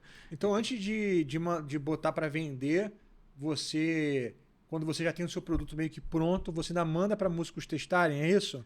Às vezes sim, às vezes não. No início, o processo de teste era muito simples. Era meu Kemper, o CSS numa potência e pronto. Hoje eu já testo em amplo valvulado, 4 de 12, 2 de 12, Kemper, Quad, Transistor também. Transistor e tal. Então é complicado às vezes certas opiniões, porque às vezes ela vem de um lugar específico que não é necessariamente o todo, sabe? É sempre importante a opinião de músicos famosos, mas e músicos experientes, músicos que têm uma bagagem legal, mas a visão deles não é necessariamente a visão de alguém que vende pedal. Então ele não sabe qual pedal que vende mais, que vende menos, ele não sabe os outros 1000 músicos, o que eles estão usando. Obviamente que a gente está sempre refém dessa questão do marketing de autoridade, né? Se ele falar que gosta, de repente os outros 1000 passam a usar. Mas sim. não necessariamente ele ouviu os outros 1000, sabe? Então é sempre uma questão de amostra, né? Você tem que ouvir essa galera toda e também tem que ouvir a galera, os profissionais, né? Que estão muito tempo no mercado, e tem que ouvir também a galera que usa como consumidor final, né? Como músico amador, como estudante, etc. Já teve algum desses pedais que você botou para vender e depois vocês voltaram e fizeram uma nova versão dele, adaptando alguma coisa, algum pedido, alguma reclamação, alguma coisa? Na verdade, essa adaptação é durante esse processo, né? A gente, depois que lança, acabou. Depois que lança, acabou. Ou tira ele, ou eu faço pequenos ajustes que não afetem a identidade dele, né? Entendi. Nunca é uma mudança drástica assim, né? Entendi. É uma coisa pontual que não afete, né? Drasticamente, né? Então, se você tem um problema de componente em alguma coisa, dá para trocar tanto que não afete o som, é isso? Exato. Se tiver um componente que afeta o som que não tem mais, você tirou ele e não fabrica mais. Exato. Já aconteceu isso? Por conta dessas questões que eu te falei, o Grenade, né? Só ele começou a ter essas questões de abastecimento, eu falei, não dá mais para ficar comprando estoque de fonte para poder, sabe, esperar a próxima leva. Então eu falei, isso aqui não dá, né? Então, mas os overdrives, sempre que eu crio alguma coisa que precise de algo específico, em algum momento vai gerar um gargalo por conta dessa quantidade de pessoas que fornecem, né? Só tem um fornecedor, o cara separou da mulher, mudou de casa, ficou um mês em depressão. É esse nível. Mas tem às vezes chega nesse nível assim de um cara ser... Eu só estou dando um exemplo, né? Mas são coisas que afetam, né? São coisas da vida do cara que não tem nada a ver comigo, que por conta de você estar refém de uma pessoa só, sabe? Mas já aconteceu isso. Tinha um cara que fornecia componentes que a gente chama de NOS, né? New Old Stock, né? Eu não faço absolutamente nada com esse tipo de componente raro e tal por conta disso, né? Porque eu só lanço algo que eu pretenda manter na linha. Para não dizer que eu não fiz nenhum, o Rage Master, né? Foi o único produto que eu fiz com transistores especiais, né? Que é o NKT275, que é o mesmo transistor que se usou na época que se fazia o Dallas Range Master, né? Que é esse booster usado para empurrar Vox e Blues Breaker, que era usado na década de 70. Mas eu fiz porque eu já tinha esses e eu já fiz na conta. Vou fazer X, eu tenho um X, vou fazer X e acabou. Qual é esse pedal? Esse é o Rage Master, né? Que não tem mais. Que ele é baseado... Eu ainda tenho dele em estoque, mas não é uma coisa que eu vou fazer eternamente. A qualquer momento ele pode... parar tem escassez, tem uma escassez. Mas é um produto específico, é um Treble Booster, né? O Treble Booster ele foi criado num momento específico, né? Para usar com Vox e tal, que são amps que hoje em dia não são tão comuns, né?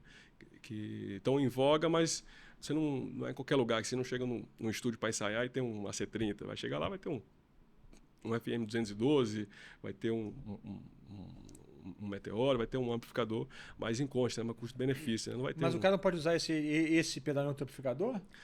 Pode, mas como ele foi criado para esse contexto histórico, para esse grupo de equipamentos, ele vai soar melhor. É tipo um pneu de Fórmula 1. Você não vai botar um pneu de Fórmula 1 no seu Jeep, no seu Golf. Então a galera já chega com esse nível de consciência. A galera que quer esse pedal já tem essa consciência do uso específico dele. Esse pedal eu costumo dizer que nem cerveja de trigo. Ou você gosta... Você bebe cerveja? Não, bebo não. Ou você gosta ou você odeia, né? Entendi. Você então gosta? Se o cara chega... Cerveja de trigo eu não gosto não. Tipo gorgonzola. Gorgonzola você come. Eu amo. Então, mas quem não gosta... Mas tem cheiro detesta, né? Eu gosto de sabão, minha mãe fala que gosta de sabão, né? Mas esse produto especificamente é assim, né? Entendi. Cara, vamos falar agora um pouco das dificuldades que tem nesse mercado, cara. Tem dificuldade padrão do empreendedor, que é imposto pra caramba. Um país que às vezes, cara, por exemplo, eu que vendo a assinatura da escola no cartão de crédito, às vezes o cara não tem um cartão de crédito. Tem que pagar num boleto à vista. Então tem essas dificuldades assim que acho que é padrão para qualquer um. Qual é, além disso, o que você encontra de dificuldade, preconceito, contra a marca nacional, handmade, ou você acha que isso foi superado, enfim? Assim, graças a Deus, minha empresa sempre cresceu continuamente, assim, né? No início nem a empresa começou como uma coisa informal, mais para eu manter contato com a música e tudo, mas a gente foi crescendo até de maneira rápida. Então, assim, em termos de demanda, eu não tenho muito o que reclamar, mas não é a realidade geral, né? Tanto que no início eu nem contava com isso, né? Então, é um mercado bem difícil, é um mercado restrito, é um mercado que é complicado, por exemplo, de você anunciar, porque, vamos supor, se você chama alguém para fazer um vídeo, é uma questão complicada, porque o que você pode pagar não é aquilo que o cara merece mais, tem mais trabalho, às vezes ele demora 1, 2, 3 dias, mas da mesma forma, a probabilidade de você ter retorno daquilo é tão pequena que se você pagar aquilo, você vai viver só para pagar aquilo, sabe? Sim. Então, é ruim para os dois lados, né? A chance do cara ter prejuízo por estar fazendo o vídeo é tanto sua que tá dando o pedal, trocando ou pagando pelo vídeo, quanto do cara que está produzindo o vídeo, né? Se o cara fosse dar aula a R$ 100 a hora, ele teria ganho, sei lá quanto, sabe? Sim. Então, nesse sentido, tem essa questão da disponibilidade de componentes, né? Que o Brasil tem muito problema de componente falsificado, potenciômetros de qualidade ou são caros ou são difíceis de achar, né? Principalmente voltados para pedal. A questão da qualificação, né? Como é um mercado que gira muito pouca grana, as pessoas que poderiam trabalhar com você acabam indo para outras áreas, né? Então, o cara tem formação em engenharia elétrica, mas, cara, ele vai ganhar muito mais na Furnas ou sei lá onde, numa empresa de telecomunicação, do que ele se inventar de... O cara tem que ter muito amor para se arriscar, abrir mão de um emprego desse para ir para o mercado handmade e tal. Até porque, às vezes, eu não sei, vou até te perguntar, um engenheiro que trabalha com eletrônica, ele é tempo integral contigo ou ele precisa ter outras coisas? Não, tem que ter outras coisas, tem que ter outras coisas, né? São pouquíssimas as marcas que têm condição. Tanto que eu mesmo, quando comecei, eu tinha outras coisas, né? Então ele tem outras coisas, todo mundo tem outras coisas, né? Seja tocando na noite, seja trabalhando para outras empresas. Ninguém é exclusivo, né? Ninguém é de ninguém. Então é assim, né, cara? É meio complicado de você se manter naquilo, e quando você se mantém, você tem que estar sempre com o pé atrás e trabalhando para que aquilo gire e cresça, porque não tem garantia, né? Que só porque você vendeu X mês passado, que o mês seguinte vai ser... Por isso que eu bati muito nessa técnica, né? De estudar marketing, de estudar contabilidade, porque às vezes você até vendeu o X esse mês, mas, cara, você não declarou, você emitiu a nota errado. Aí chega mês que vem, você toma uma multa. Você sabe? Então, eu hoje passo muito menos tempo desenvolvendo e testando o produto do que fazendo essas outras atividades chatas que eu citei, né? Então, você precisa estudar e fazer diversas outras coisas para se manter. E tem essa transição, né, cara, do artesanal para o industrial, né? Eu tô ali no meio do caminho, sabe? Eu não sou nem aquela oficininha pequena, mas eu também não sou um gigante. Então, eu tô ali no meio do caminho, né? Tem empresas que ainda são MEI, né? Que o cara tem uma declaração muito mais simples, já não paga um monte de imposto, não sei o que e tal. Ali é uma situação um pouco mais confortável. A partir do momento que você foi para o Simples Nacional, alguma coisa assim, já muda de figura. Você tem que ter um contador, o cara tem que ser casca grossa, não pode vacilar com a emissão de nota de entrada, declarações, etc. Né? E declaração, e você tem que ter um controle gerencial, né? Todo aquele estoque. Por exemplo, janeiro é um mês meio que morto para mim, né? Que eu pego tudo que eu fiz no ano anterior, de compra, de venda, etc. e tal, para poder gerar aquelas declarações todas, né? De lucro para receita, meu imposto de renda, aquela coisa toda. Você que faz isso? Não, eu faço a papelada de juntar e mapear tudo, né? Mas quem declara é o contador, né? Então, mas, cara, é um trabalho, né, cara?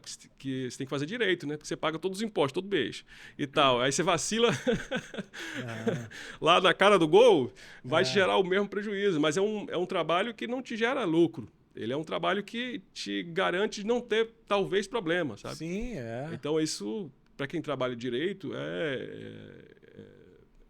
é um peso, né? Você também sabe disso, provavelmente você também deve ter... Não, eu não participo de nada de gestão e nem de parte administrativa, financeira. Mas te custa, né, cara? Minha esposa. Quantas viagens você deixa de fazer? Porque você tem que pagar X de imposto, ou porque você tem que pagar o contador, porque você tem que... Sabe? Não, o Brasil ele é tão confuso, né? Pensando de maneira tributária, os impostos, né? Que tem que ter, às vezes, contratar um advogado para entender um processo, alguma coisa, que tenha custo, isso gera custo, né, cara? Para empresa, para as pessoas, cara, contador. A contabilidade do Brasil é tão difícil que empresas de fora contratam contadores brasileiros para ir trabalhar fora, mesmo sem os caras conhecerem a legislação de lá. Porque eles sabem que se o cara consegue fazer o que a gente faz aqui, ele sabe que a de lá é moleza.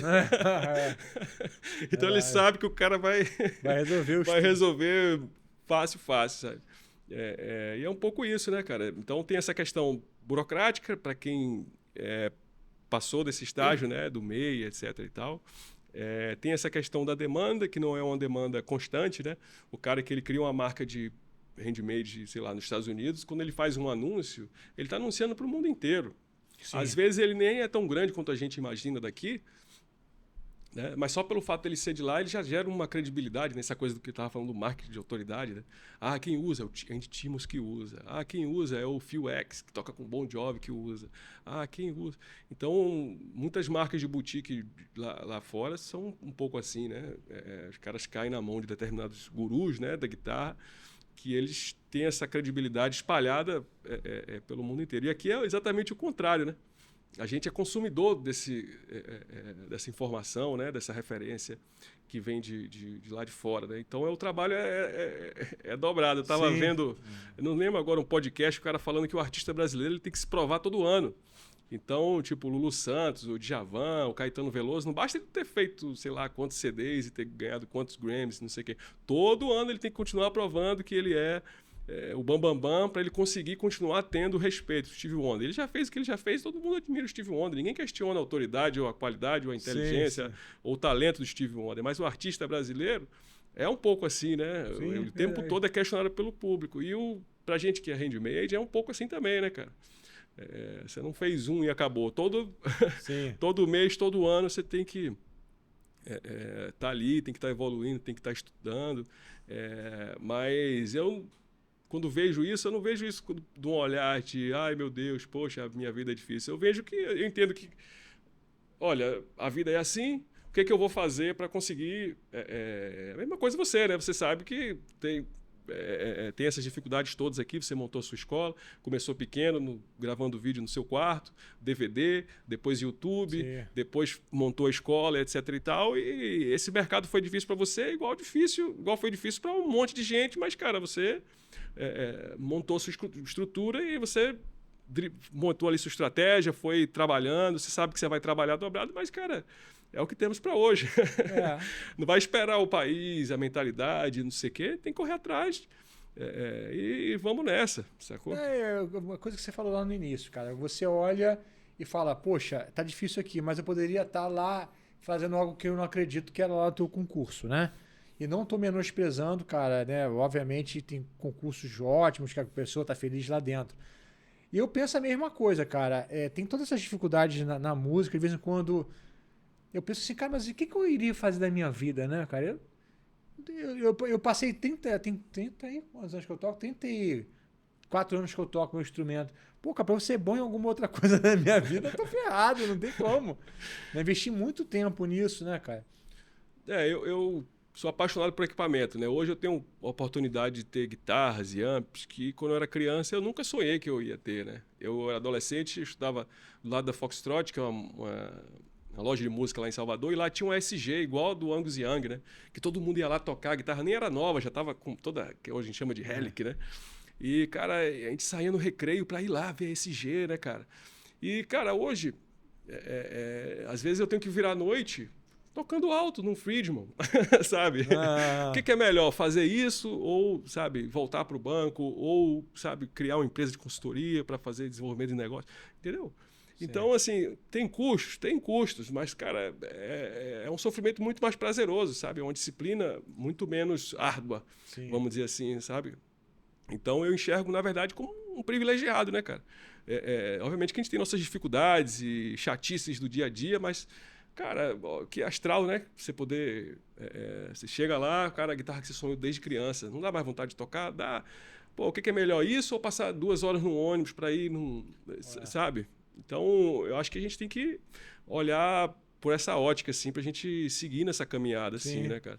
Obviamente que tem pessoas que não chegaram nesse, vamos dizer assim, nessa circunstância, né? Que estão ralando muito mais, que de repente tem um retorno muito menor, mas eu acho que passa um pouco por isso também, né, cara? Acho que podia ser muito pior, né? Acho que o Brasil tem essas dificuldades, né? Às vezes a gente fantasia um pouco de como é que é o o mercado lá fora também, de que o mercado é isso. Aquilo, você assistiu aquele documentário, é o Hired Gun, em entrevista. Pô, muito cara, bom. é muito bom, assim, a gente vê caras que são ídolos, né, como o Phil X, o Steve Lukather e diversos outros músicos que tocam com bandas de altíssimo nível. E você vê que os caras estão ralando e, cara, são pouquíssimos daqueles ali que têm uma vida abastada, assim, que eles estão tão melhor assim. Obviamente que aqui é mais difícil, mas nenhum deles assim estão com... Tirando o Luqueta, mas o resto, assim, o Phil X e outros guitarristas, nenhum deles está com boi na sombra, sabe? Sim, sim. Os caras estão lá, uns sem plano de saúde, não pode ficar doente, outros, sabe, às vezes tem que vender guitarra para pagar uma conta, sabe? Obviamente que guardados as devidas proporções, sim, né? Sim. Mas, cara... a gente entrou nessa por amor, né, cara? Não foi pela grana. Se a grana vem, cara, é ótimo, né? Se a gente consegue se manter o Alan Rosworth, cara, teve problema para ser enterrado. Porque no final da vida não tava com uma grana guardada, entendeu? O pessoal teve que levantar uma grana para enterrar o cara. Você vê, né? Alan Rosworth. E aí eu até fiz uma postagem na época sobre isso, né, cara? Eu não lembro qual foi a headline, mas eu tava querendo falar pra galera que o músico, cara, ele precisa ter esse outro lado, essa consciência de um lado que é um pouco burocrático, mas o cara precisa pensar na previdência privada, investir de alguma maneira. O Alan Rose morava nos Estados Unidos lá, é comum que o cara tenha a previdência privada dele investindo em fundos, em ações, mas, né, pelo que eu entendi, não foi o caso dele. Eu converso com vários músicos aqui, então não sei qual o percentual de pessoas que tenha consciência sobre isso. Mas todo mundo que já sentou aqui está num momento bom da carreira. Só que, cara, daqui a 10, a 15, 20 anos, sim, né? Então, se o cara, nesse momento de vacas gordas, ele não pega e não dá uma juntada, não faz uma reserva de emergência, não coloca um dinheiro não investe em alguma coisa, cara, vai chegar com 60, 70 anos, quando o ritmo dele, a energia dele já não é mais a mesma, ele vai estar tendo que trabalhar, cara, e não vai conseguir entregar tal quanto um garotão de 20 e poucos anos entrega. Os amigos que são músicos, que são mais chegados, né, eu sempre faço a comparação com a carreira do jogador de futebol. Então, às vezes, o cara toca em quem chama de baile, né, ou toca em festa de casamento. Cara, festa de casamento, não sou eu que estou julgando. Você tem 60 anos, você vai fazer uma festa de casamento. Aquele cachê vai ser igual do que se você tivesse 30, tivesse sarado, tocando com um Kemper, um Açu, sabe?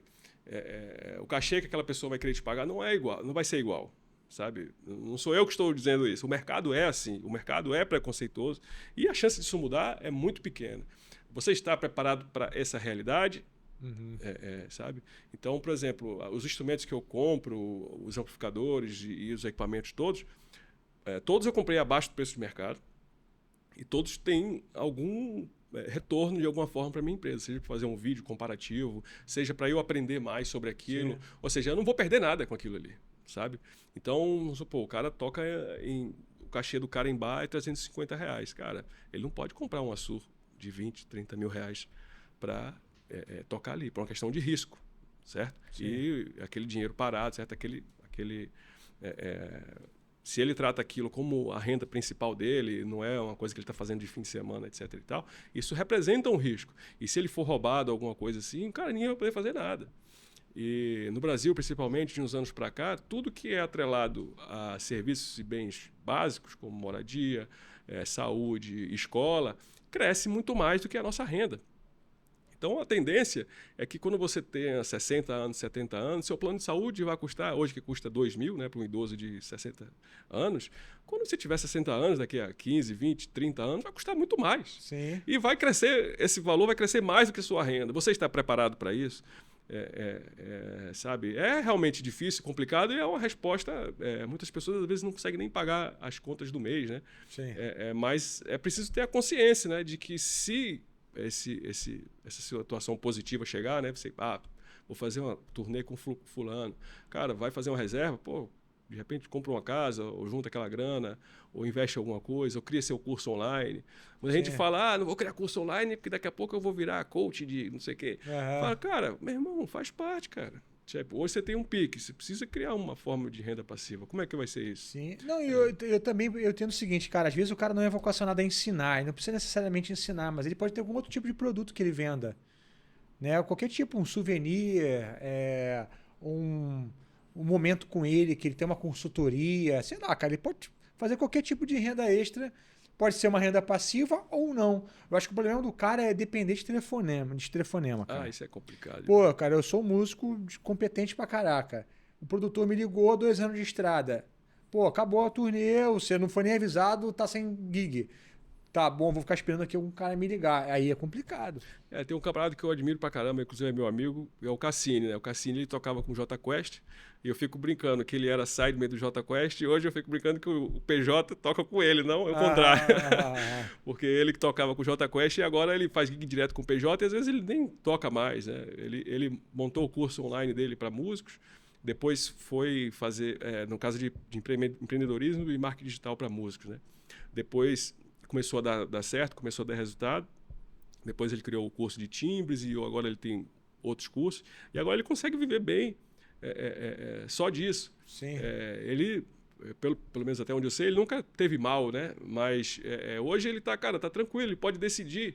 Eu acho que o dinheiro traz essa liberdade de você poder falar, cara, eu quero isso, eu não quero aquilo. Sim, sim. E eu acho que a gente fechar as portas por essa versão, vamos dizer assim, né? Eu entrei na música, mas não foi para estudar marketing, não foi para estudar contabilidade, não foi para estudar... Cara, tem que fazer, cara, eu odeio importação, hoje eu vou ter que estudar importação para poder trazer as minhas coisas, sabe? E vou ter que abrir mão de X horas tocando, ou X horas estudando música, às vezes até X horas com meu filho, com minha família, para poder em algum momento ter aquela liberdade de falar, isso eu quero, isso eu não quero. Porque foda é quando chega... Opa, desculpa aí. Não, aqui.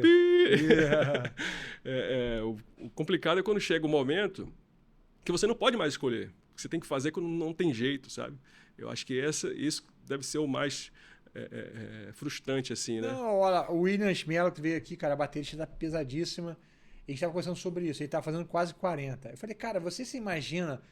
com 50 anos, tocando igual você está tocando agora, viajando 12 horas de vezes num busão, chega num lugar, cara, às vezes 10h30, só tentando tomar um banho, trocar de roupa, subir num palco. Ele falou assim, com certeza não. E ele é um cara muito cabeça, ele tem várias frentes, dá workshop, dá aula, e eu acredito que ele nem precisaria hoje continuar fazendo isso.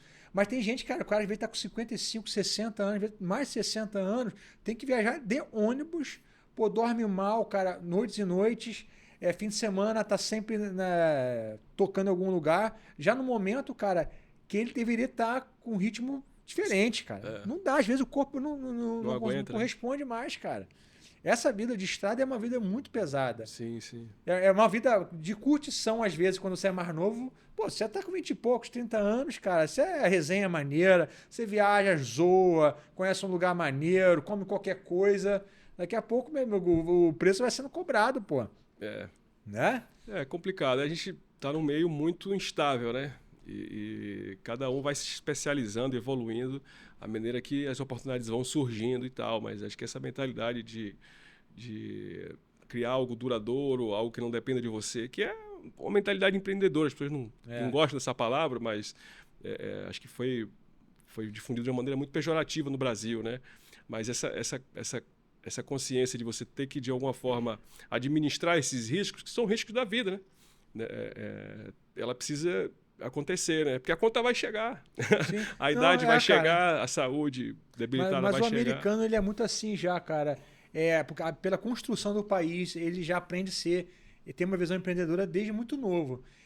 Mas eu vejo no Brasil também, eu vou falar um pouquinho rapidinho aqui pra gente continuar, mas eu vejo no Brasil agora uma galera, tipo assim, ele é um artista, ele é um músico que toca com um artista, mas ele tem assim na bio dele, gravações online, me envia no direct. Ele não tá só tocando com o artista, ele grava em casa também, um produtor manda para ele grava em casa, um cara quer que ele grava uma faixa, ele dá uma aula, ele tem algum produto ensinando como gravar em casa, ele tem algumas coisinhas. Esse é o caminho, cara.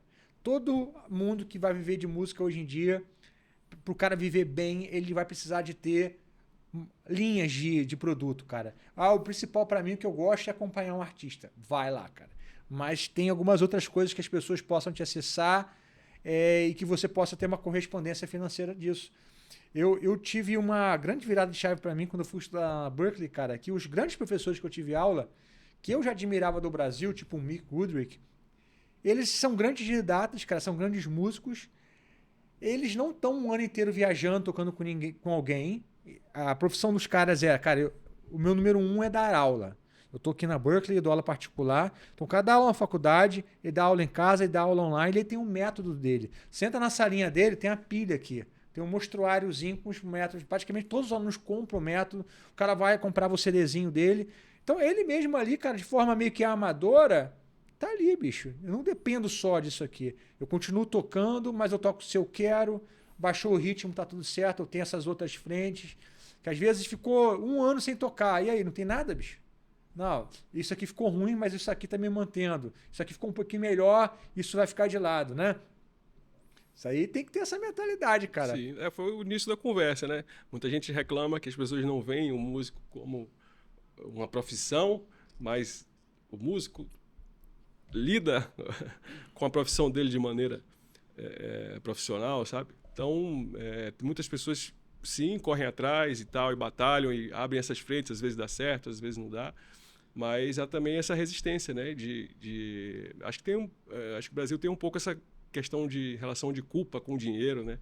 De falar com o dinheiro, né? O cara achou que, porque eu sou músico, então precisa... o dinheiro não é o foco, então, sabe? É uma questão, às vezes, também cultural, né? O americano, ele já tem essa questão empresarial mais pragmática, assim, um pouco mais cultural, né? Desde a escola, né? Você já tem educação financeira, essa visão marqueteira, assim, né? Já é meio que cultural, né? Do americano. Mas, cara, o Brasil é um país fantástico, né? A gente tem excelentes músicos, bandas e pessoas incríveis, várias que você já trouxe aqui. E eu acho que essas carências, na verdade, são oportunidades para quem quer. Se está faltando, né? É porque quem fizer vai chegar num que a gente chama de mar azul, né? Tem o mar vermelho, o mar azul. O mar vermelho é o mar o oceano azul, né? O oceano vermelho já é aquele extremamente competitivo, sanguinário, que está todo mundo brigando por preço, né, cara? Commodity. E o oceano azul é aquele onde tem oportunidade. Então, se esse mercado tem essa carência, né, é um campo fértil, né, para essas pessoas que vierem interessadas e trazendo essa bagagem, essa multidisciplinaridade, né, da gestão, da qualidade técnica da música e de outros aspectos, de outras competências, outras habilidades. Acho que é um campo fértil para quem está a fim de desenvolver. Né? E o conselho que acho que o Manuel já deu, eu sempre deixo aqui também, o músico, ele precisa... Qual o mínimo que ele precisa fazer? É ter as mídias sociais dele abastecidas, né? Gerar conteúdo. Tocando, ensinando, falando, mostrando a vida dele, documentando como que é o dia a dia. Porque disso aí ele já vai tendo várias ideias do que ele pode fazer como produto, né? Só de você estar ali presente, atendendo as pessoas que curtem o que você faz, você já vai vendo demanda, né, cara? O cara, mas por que você não faz um negócio desse? Você não tem nada disso para vender para mim, não? Você não faz isso? Ele vai descobrindo o que as pessoas... o que as pessoas precisam, entre aspas, o que as pessoas querem, né? Sim. O Grande Age surgiu mais ou menos assim, né? Eu tinha minha fractal, conversava com o pessoal, estava nos grupos, e por mais que eu ainda não tivesse a marca, né? Eu via que era uma demanda de várias pessoas, que não era uma coisa... mas você tem que estar ali, né? Se você nem estiver ali, você nunca vai saber. Sim. Esse é o mínimo que o cara precisa ter. Sim, mas assim, o Instagram é legal, o Facebook, né, o YouTube, existem várias ferramentas, né, para poder fazer divulgação do trabalho, estar em contato direto, né, com esses potenciais alunos ou clientes. Sim. E aí já vou para uma outra pergunta. Como eu te falei, eu vou fazer algumas perguntas de bastidores. Você responde até onde pode responder. Tá. Não, é que você falou o seguinte, eu acho que é uma curiosidade que muita gente tem. É que por esse lado do endorsement, do endosso, né? Ser endossado para uma marca. Isso, uma época, era uma febre, né? Você lembra? Ali na década de 90, 2000, que a galera queria ser endossado por uma marca. Pô, o cara aparecendo na revista era o sonho, né, bicho? A marca tal tá me patrocinando, aí o cara... no início do Instagram era patrocinado pela marca tal, né? Hoje você está do lado de lá da marca, uma marca que está crescendo, com todas as dificuldades, né, de botar um dinheiro, injetando. Fala um pouco como que é esse lado, cara. Como que você chega nesses caras, o que você procura nesses caras, o que te irrita nisso? Tem muito pidão? Fala aí. Cara, pidão tem, mas assim, não me irrita não, porque... faz parte, né? é tipo uma pessoa numa balada, né? Alguém vai chegar lá, vai dar uma cantada, vai não sei o que, é mais ou menos isso, né? Mas a questão do endorsement, ele varia muito de empresa para empresa, e os rendimentos tem muito essa questão da cultura do dono como foco, né? Eu prezo principalmente pela autenticidade, né? Eu tento estar com as pessoas que realmente gostam e apreciam meu trabalho, que me admira tanto quanto eu admiro o trabalho dele, né? Porque, como eu falei, eu acho que o que rege o nosso mercado é a questão do marketing Autoridade. de autoridade. Então, não faz sentido para mim ter relação com uma pessoa que não acredita no meu trabalho ou porque está com opinião à venda, vamos dizer assim, sabe? Então, tem que existir uma admiração mútua, né? De a pessoa gostar mesmo, de acreditar, porque aí passa a fazer sentido, né? Porque foi como eu falei, cara, não vai dar dinheiro nem o suficiente para mim nem para ele. Então, se não for uma luta conjunta, né? Não faz sentido. E tem outra questão também que muitas pessoas fantasiam que porque fulano faz review e cobra, porque ciclano faz review e cobra. Cara, não tem como você comprar a opinião de alguém, uma empresa do nosso tamanho, sabe? Sim. E as pessoas que valeriam a pena você comprar a opinião, não tá com opinião à venda. Tipo, se você não gostar do meu pedal, cara, posso te oferecer o que for, você não vai comprometer seu nome usando o meu pedal se você não gostar, se você não se identificar, se você, sabe? No final o som vai aparecer lá também, né? Sim, sim. Então, eu acho que esse processo de escolha essa identificação, né?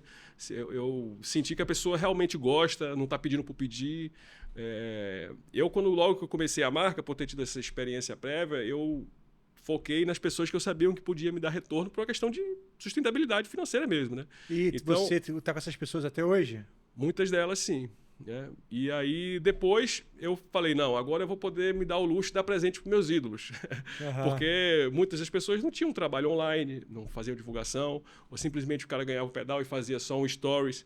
Então, eu fiz isso como, tipo, cara, eu aprecio o trabalho dele, se ele quiser fazer alguma coisa no futuro, ele faz, se não quiser, não faz. Mas é meio que uma forma de presentear alguém que eu acho que fez muito pela música, sabe? Sim. Então, me dei ao luxo de fazer isso depois de 2 anos, sabe? E agora eu vou precisar voltar para o início. Porque pesa um pouco, sabe? Quando você coloca muito pedal na rua e não existe esse retorno, né? Você precisa depois racionalizar um pouco para depois ajeitar as coisas e depois realinhar a estratégia de novo e tal. Entendi. Porque pesa. Eu não tô nesse lado do cara que cobra para fazer review, né? Nunca foi a minha pegada. Mas eu acho também, olhando pro lado desses caras, né, que são profissionais nisso, o cara, quando grava um review, ele é profissional gravando um review, Sim. né? Ele tem 3 câmeras, Sim. ele sabe posicionar. Tem todo um... Tem. É um trabalho, né, cara, também, Sim. né? E é aquilo que você falou. Se o cara não é honesto fazendo isso, o público para de acompanhar o cara. Sim. Né? A gente trouxe um cara aqui chamado Chris Gringo. Você conhece ele? Chris Gringo, um produtor, cara. Ele mora no Canadá, mas tem um canal com 300 mil seguidores aí no YouTube. E ele recebe as paradas. Quando ele não curte, ele fala. Cara, isso aqui não tá legal não, gente. Tá? Ele é honesto com a parada. Quando ele curte, ele fala. E muitas vezes também, não sei se você trabalha dessa maneira, né? Mas às vezes o cara também faz o review e tal. E o cara tem um cupom. Você trabalha com cupom, essas coisas assim? Sim. Não, galera, quem quiser o pedal tal, aqui embaixo tem o... Nem tem aqui, tá, gente? Cupom, mas eu tô falando aqui. Tem um cupom aqui que você pode comprar com 10% de desconto, alguma coisa assim, né? O cupom é uma forma que eu tenho de saber mais ou menos de onde veio. De onde veio, né? E de poder dar uma força para a galera que segue aquele cara, né? Então, geralmente eu crio um cupom de 5% de desconto para cada parceiro, né? Sim. Por esses 2 motivos, né? Para poder saber mais ou menos de onde vem e para poder valorizar a pessoa que veio dali, né? Mas essa questão do review, cara, tem pessoas que dedicam exclusivamente para isso, né? Então, o cara quando está vendendo, entre aspas, ele não está vendendo a opinião dele, está vendendo espaço publicitário, né? Sim. Aquele tempo que ele demorou para... E como eu falei no início, né? Como tem esse leque todo, né, de opções, né? O cara poderia estar dando aula, ele poderia estar fazendo diversas outras coisas que certamente a hora dele valeria muito mais que isso. Então, falando mais assim do handmade, né? A maioria dos vídeos e tal são na permuta e na amizade, cara. Pô, te manda um pedal e aí beleza. O cara às vezes fica com o pedal por um tempo, vende depois e tal. Foi muito recentemente que o pessoal começou a cobrar por isso, assim, sabe? Sim. E eu que falei, né? Nosso nicho, né, é tão restrito, né, que chega uma hora que não dá. Se você for pensar que você tem que mandar para todo mundo e que fulano vai cobrar X, Y, Z, não dá retorno. Então, às vezes você tem que parar e fazer você mesmo, ou mandar para outra pessoa, ou mudar de foco. E você está repensando isso? Sim, sim. A gente vai vendo o que dá para fazer, o que dá de retorno, o que não dá. Sim. A gente procura sempre valorizar as pessoas que são parceiras, que estão com a marca desde o início. Mas a relação do handmade com a galera que faz vídeo é completamente diferente com a marca grande. A marca grande ela tem uma verba institucional que ele já está previsto que ele vai gastar X mil por ano. O handmade não, cara. O handmade é o almoço pela janta. Então, se ele mandou o pedal mesmo que de graça pro cara, se aquilo não traz o retorno, se ele não sofrer por aquilo, a conta vai chegar. Não tem... É diferente, né, a lógica de funcionamento, né? O orçamento é mais apertado, o cara não trabalha... A empresa grande, o que o cara faz? O cara reserva uma grana de publicidade para 1, 2, 3 anos. O cara está pensando na marca dele em 5, 10, 20 anos. Sim. O handmade não, cara. A marca dele, ele está pensando em 2, 3 meses, no máximo, quando pensa, né? A gente estava o tempo todo falando dessa questão da falta de planejamento e tal. Mas você acha que no Brasil a galera... Eu, pelo menos, tenho a impressão de que hoje em dia o handmade nacional já é muito mais bem aceito do que talvez até com marca de guitarra. Você disse o quê? O pedal em si? Eu acho que a galera hoje em dia, não sei se talvez pelo valor ser menor, né? Eu acho que a galera, na hora de comprar guitarra, a galera olha muito se é uma Fender, uma Gibson, porque um dia que eu for vender, né? Mas acho que os pedais brasileiros, a galera... eu acho que a pandemia, ela meio que veio para... obrigar o consumidor a respeitar o mercado nacional, mesmo que ele não respeitasse, porque o dólar subiu tanto, a dificuldade de importação subiu tanto, que a diferença ficou muito gritante. Então, há 5 anos atrás, a diferença, um JHS na pedal de boutique era R$700, um pedal handmade era 400, era 600, era 500, era próximo. Agora, um JHS é 2.000, 2.500, 1.500 usado. E um handmade, dependendo da marca, chega de 400 a 600 reais. Tem marcas que cobram mais, mas a maioria é nessa faixa de preço aí. A guitarra ela tem um valor agregado muito mais alto e ela tem etapas de produção que são muito complicadas, como, por exemplo, a pintura. Você tem muito poucas pessoas especializadas em pintura, é uma coisa muito cara e não existe pintura 99% boa. Ou a pintura é excelente ou ela é... Sim, sim. É que nem carro, né, cara? Você pintou o carro, tem um arranhão no para-choque, não interessa o resto do carro, não tá bom. Entendeu? Tem um caroço, tá ondulado. Mas é só a porta. Cara, não interessa, vai ter que refazer. Entendeu? Então, guitarra tem essa questão, né? São muitas peças, captação é cara. Vou comprar uma captação sem mandanca, de Mars. Cara, você pode gastar aí 2, 3 mil, a depender do kit que você escolha. Um kit da Sun, um kit... Então, a guitarra, ela tem essa questão do alto valor e tem a questão da facilidade de você revender, né? Então, o cara compra a guitarra pensando em revender. Então, ele já meio que repassa a dificuldade de venda para o cara que está fabricando. Sim, porque é uma guitarra de... O que o Torquato falou aqui já uma vez. Pô, hoje em dia eu não pago 30 pau, 25 pau na guitarra. Eu prefiro mandar para o Ivan da Music Maker ou enviar para um outro cara que vai fazer a mesma guitarra, uma guitarra com a mesma qualidade por 1/3 do valor. Mas ele é um cara consciente, ele é um cara que vai ficar com um instrumento para ele, não tá pensando em revenda. Mas um cara, às vezes, que tá pagando 20 pau num instrumento, 25 pau, ele pensa, pô, cara, tô investindo isso aqui, um dia precisar apertar e vender. Eu acho que o cara, quando compra um pedal, ele não tem essa mentalidade de, estou comprando já, porque um dia se eu precisar de vender, eu acho que ele realmente curtiu e pronto, ele já abraça a marca.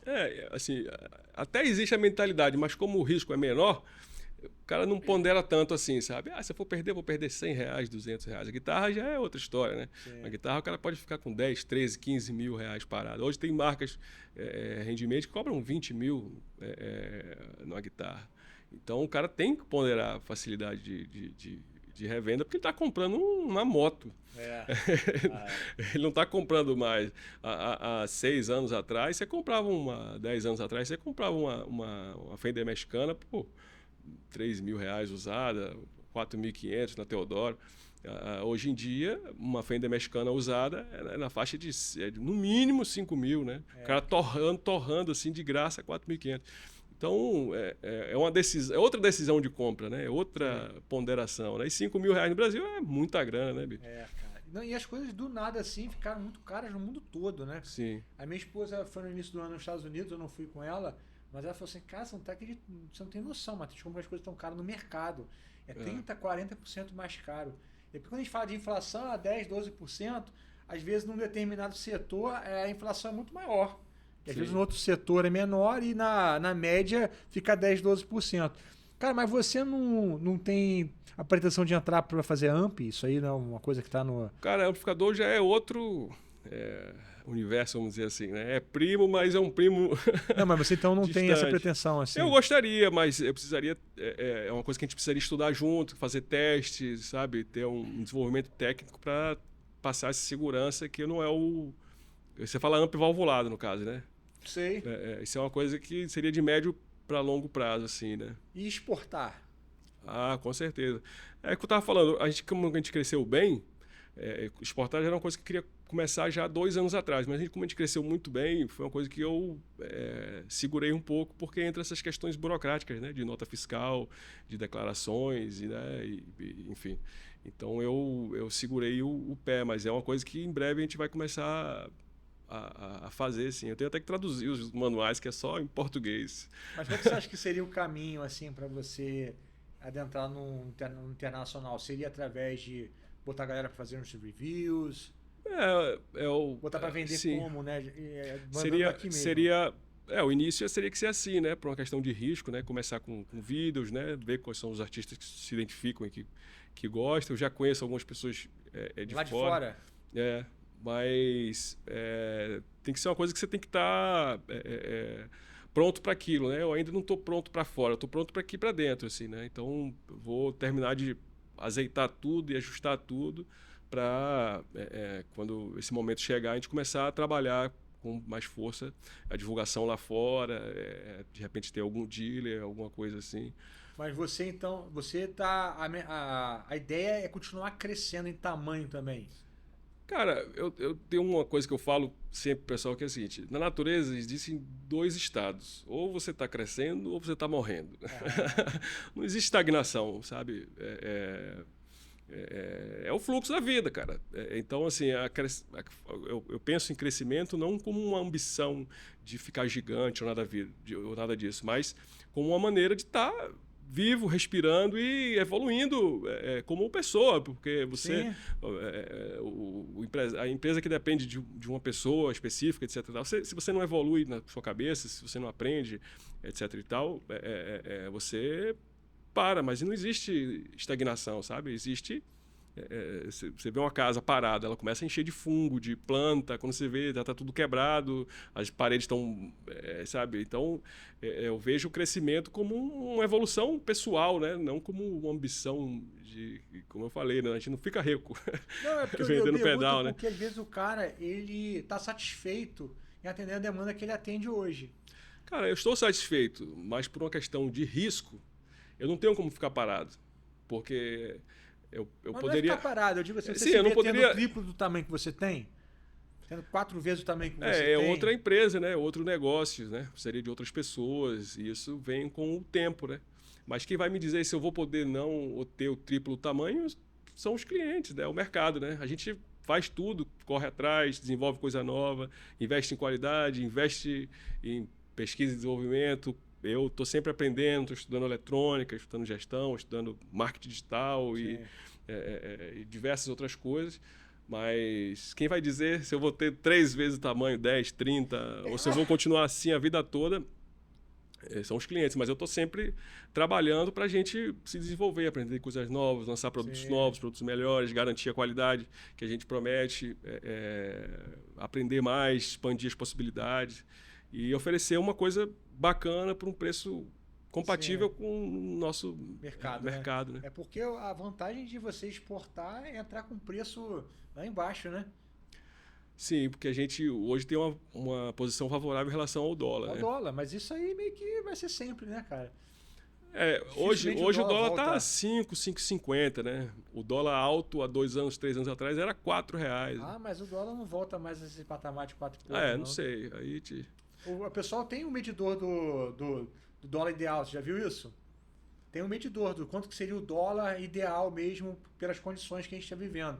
E esse medidor diz que é 4,94. Entendeu? Então, assim, seria assim, uma boa hipótese, seria 4,94. Rapaz, eu ia precisar estudar uns 10 anos de economia para te responder isso aí.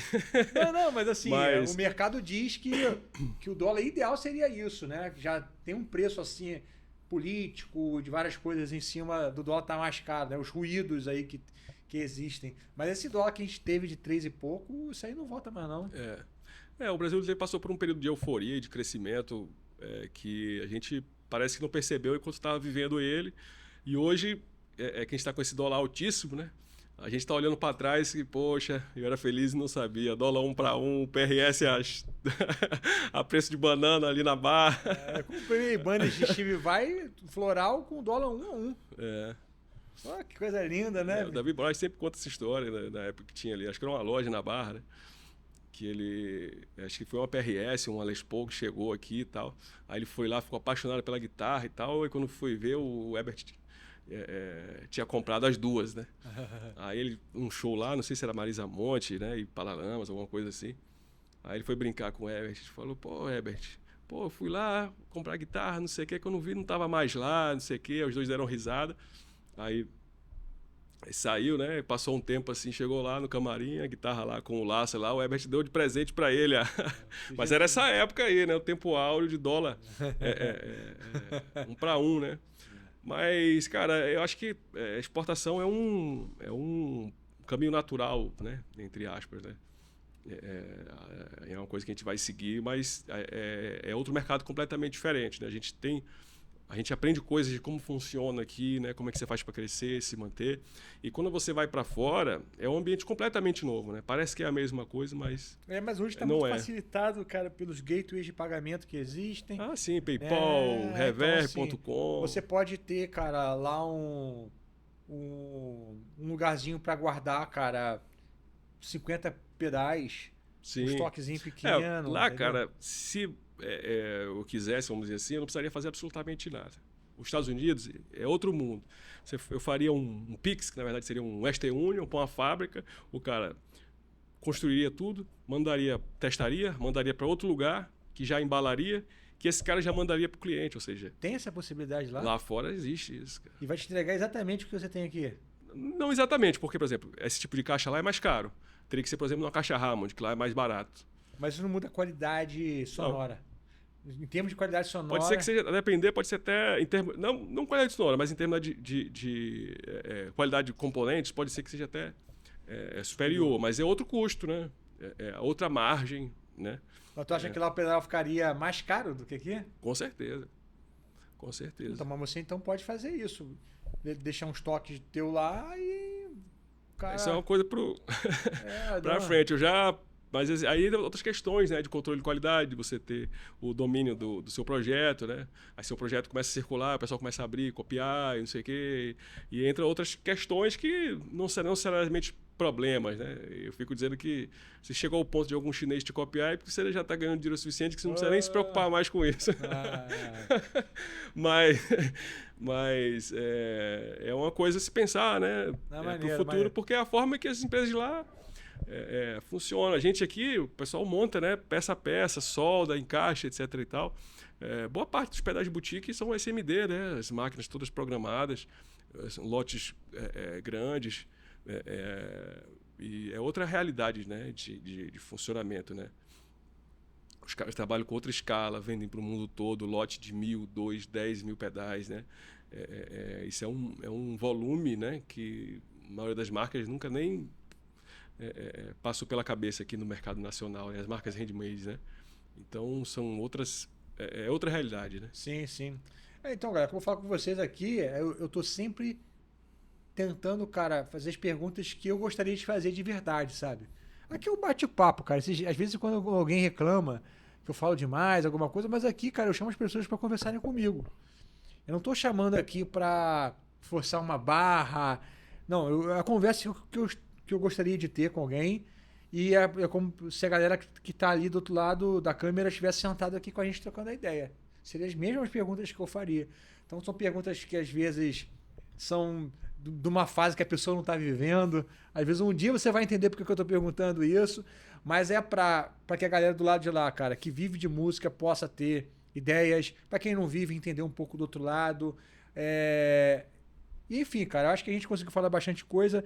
Você quer, cara, eu queria que nesse final agora deixar as considerações que você tem, o que quiser falar, e falar um pouco também de onde que a galera encontra. Vai passar aqui embaixo o link, o teu Instagram da Tony Inc., canal do YouTube também, mas fala aí diretamente aí, como que a galera pode comprar, seguir, ver mais. Todos os nossos pedais estão disponíveis à venda e praticamente tudo a pronta entrega lá no nosso site, www.tonyinc.com.br. A gente tenta postar tudo o mais rápido possível, faço postagem praticamente todo dia útil, né? E rede social, tem o nosso Instagram, né? Tony_Inc_Brasil. Tem o nosso Facebook também, que é só colocar lá Tony Inc, que acha tranquilo. Tem o nosso próprio YouTube, que eu mesmo faço review a maioria dos nossos pedais. Se você colocar Tony Inc lá no YouTube também, vai aparecer. De cara, né? Tem uma penca de review. Tem bastante review de praticamente todos os pedais, né? A gente vai lançando os novos, tem menos vídeos, mas com o tempo eles vão saindo também. E, cara, agradecer a oportunidade, foi muito bacana a conversa aqui. Antes, só na preparação, a gente conversou mais de 1 hora. Tem mais a resenha agora, que a gente come um pãozinho ali. E muito bacana, muito obrigado, parabéns pelo trabalho, parabéns pela escola, o conteúdo que tem lá na escola, né? O programa online é muito bacana. Eu já pude presenciar e o método é mais que validado, né? Dá certo, evolui mesmo. É só sentar o rabo e estudar. Depende mais de você. A parte dele ele já fez. Quem é só matricular e estudar. É o paraíso. Para quem gosta de estudar, é o paraíso. Sim, sim. O cara é preguiçoso, não é 100% meu aluno ideal. Meu aluno ideal é o que o cara que gosta de estudar quer romper. E aprende fazendo mesmo, né? Eu lembro que na segunda semana já tinha prática de improvisação, né? Você passava as escalas lá, na segunda semana a gente já tinha que... tem que tocar, tem que fazer música, pô. Senão... Muito bacana mesmo. Eu vi a evolução da galera muito rápido mesmo. Parabéns aí, tá tirando onda. Valeu. Valeu, galera, é isso aí. Se inscrevam aqui, galera. Se inscreve aí, compartilha com a rapaziada. Likezão, tá bom? Deus abençoe, até o próximo episódio.